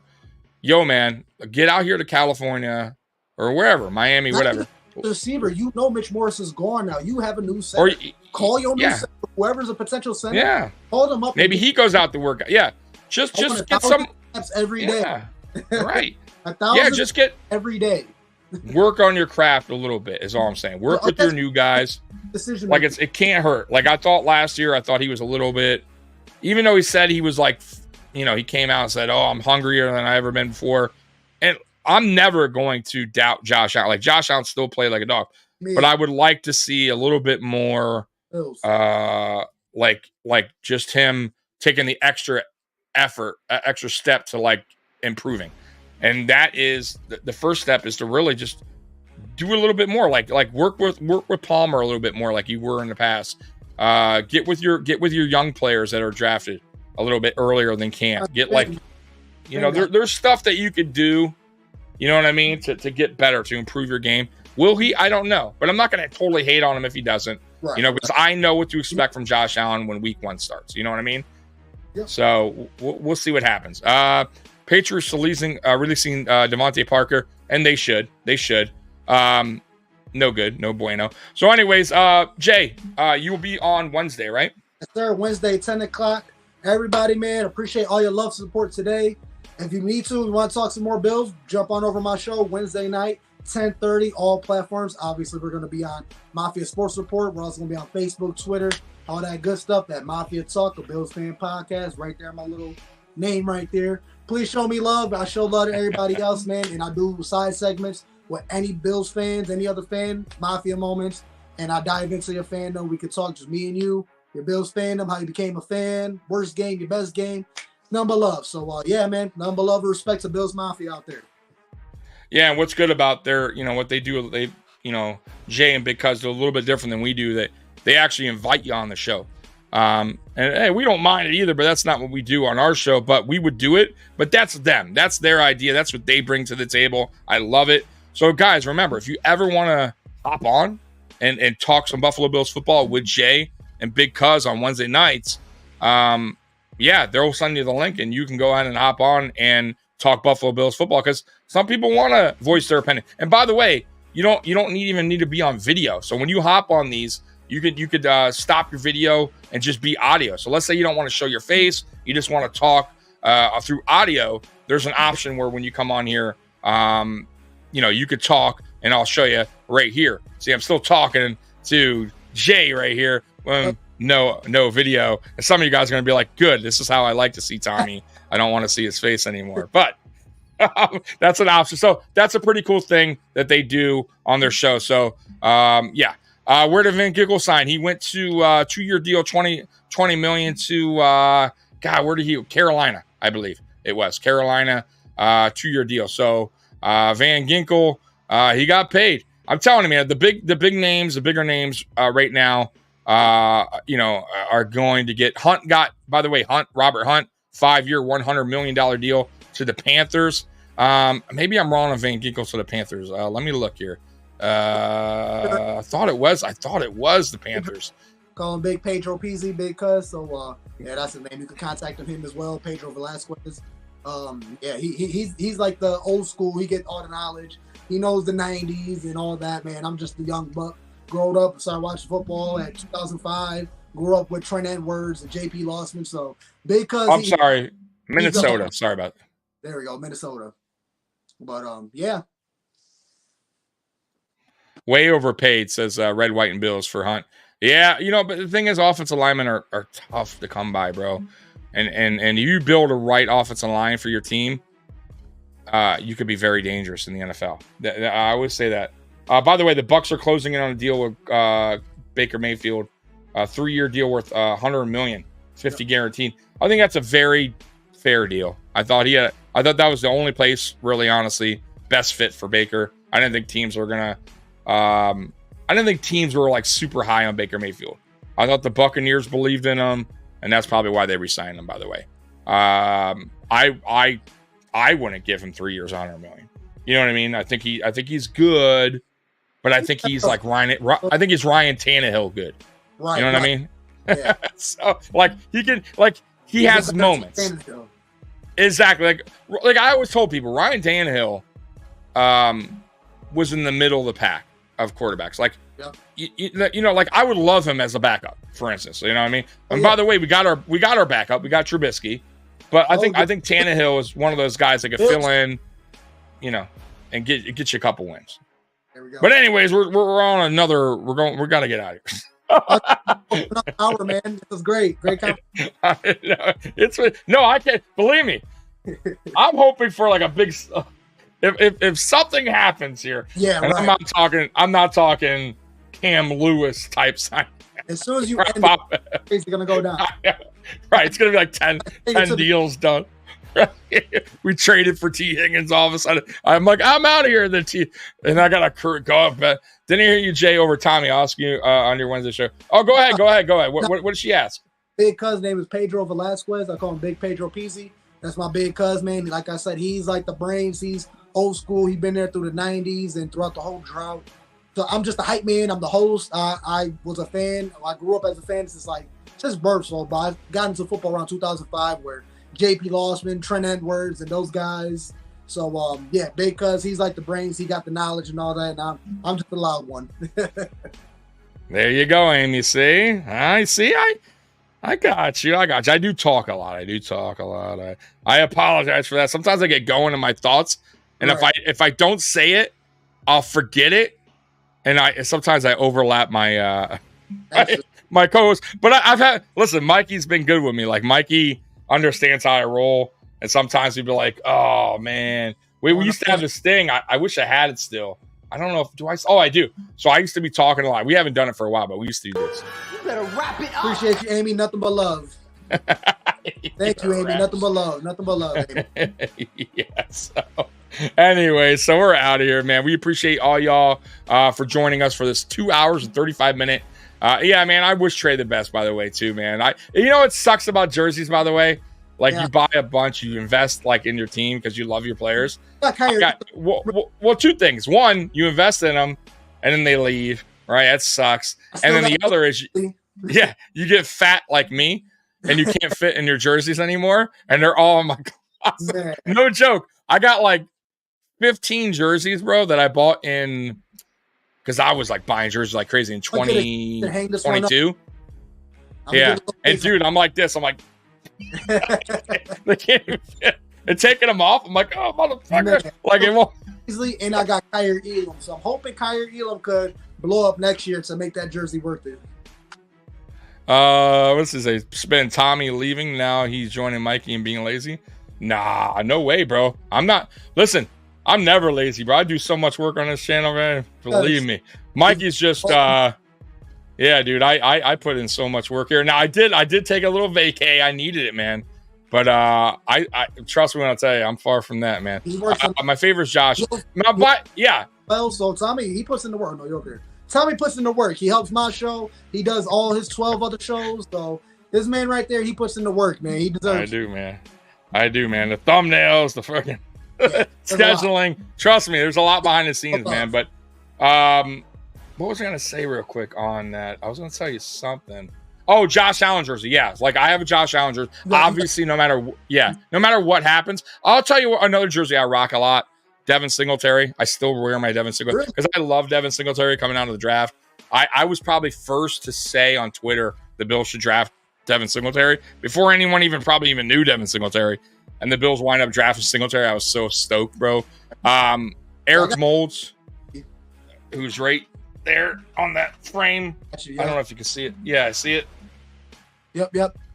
Yeah, favorite player of all time for the Bills. I have his jersey, obviously. I don't wear it as much, but I love it, man. It's so crispy. But there's others. I got Stevie Johnson jersey. I don't really wear much. It fits me. Yeah, my big T.O. jersey too. Oh, I love T. I was gonna get one, and then I just decided not to. But they're still out there. I still could get a T.O. jersey. But the jerseys that don't fit me are Von Miller, Dawson Knox. Like I got so many jerseys, they don't fit, bro. Yeah. I should send them to you. What size jersey are you? What was that? What size jersey you wear? This is a medium. No, this is a large, so I would say medium. But this one's kind of medium. Big, but I mean, I still wear it. This is the type of joint you throw over your hoodie. I got. Snug in the summer is a medium. I got a medium. Yeah, see it. Mine are like size 54, which is an extra large basically, and I don't fit. I'm like 2X. I got a double X Steve Tasker jersey too, man. That thing is huge on me, but man, I wear it. Yo, Jason in the house. By the way, too, I don't know if y'all know, but I had Mafia Sports Report merchandise out, which is like basically hoodies, shirts and hoodies. I was using Bonfire, but they're just like, I got my one hoodie, and I don't know where it is now, but it's okay, and they're a little bit pricey. So I'm trying a new company out, and I'm waiting for the hoodie to come in. I actually gave, because one came in, it just didn't fit me, so I reordered it. But so how it is I'm going to show you, Jay, too, when it comes back in. But the material is the artwork, like, so it's not like sewn on or anything, so or like pressed on. It's the actual like fabric is okay. The artwork. So it's a lightweight hoodie, so it's not like one of those like fabric cotton. It's like I don't know how to explain it, but it's a really thin kind of hoodie. But it's good for like if you're wearing it, you can wear it almost any time. But it's a lot cheaper, so it's like $40 for a hoodie, and it's front and back. So it's a really really good deal. So I'm just waiting for my new one to arrive, and I'll show you. Yeah, the Bills jersey or hoodies are like $90, $120. So yeah, that's a great. Oh yeah, dude, and you're helping the channel out, and so the first hoodie I got in was my OJ Simpson one, which some people don't like it because it's OJ, and some people hate him. I thought it was funny. The juice is loose. Yeah. Well, it's a funny Pop Funko. He's riding around his Bronco, got the black gloves on, little blood on his jersey. I just thought it was kind of funny. Yeah. So I gave it to my buddy. My buddy was rocking it. I wonder if I have. Did you ever see it or no? You never saw it, right? let me show you real quick because I did take a picture of the actual jersey. Let me show you. Actually, my friend was wearing it. Let me show you real quick because my buddy showed me. Because I'm like, yo, because I wound up giving it to him. Let's see here. Let's see if he has it here. Where is it? Yeah, right there. Look. That's funny.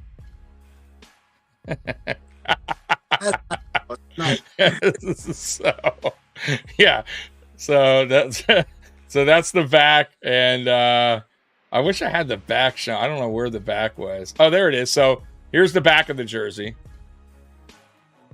Nice. So you see, it covers the whole. Right. It covers the whole thing. Yeah, and that's the front. That's what's up. Yeah. So now, I have other ones. Like I have like my other design. I don't know if you ever saw it. Remember the Josh Allen had the OK, where he's like, okay. So I have that as a jersey as well. So with Mafia Sports for it. So people are gonna like that one. So like I said, I'll once I get everything, I'll tell everybody how to get it. And it takes about 3 weeks to get. So if you guys want to buy one, it's about $40 for a hoodie.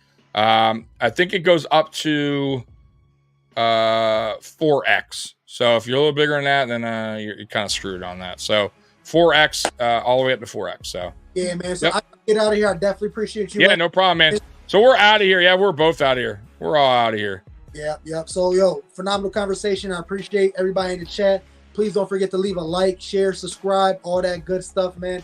Tell your auntie, your cousin, the little boy down the street. Hit up the Mafia Sports Report, subscribe to that button, and stay tuned.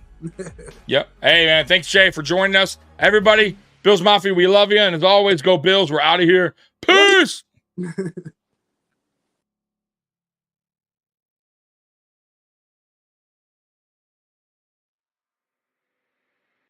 And look at him go! He could go all the way! Touchdown! Touchdown! Touchdown! The Bills make me... Okay. And look at him go! He could go all the way! Touchdown! Touchdown! Touchdown! The Bills make me wanna shout. Kick your heels up and shout. Throw your hands up and shout. Throw your head back and shout. Come on now, the Bills are making it happen now. Stand up now, come on and shout. Yeah, yeah, yeah.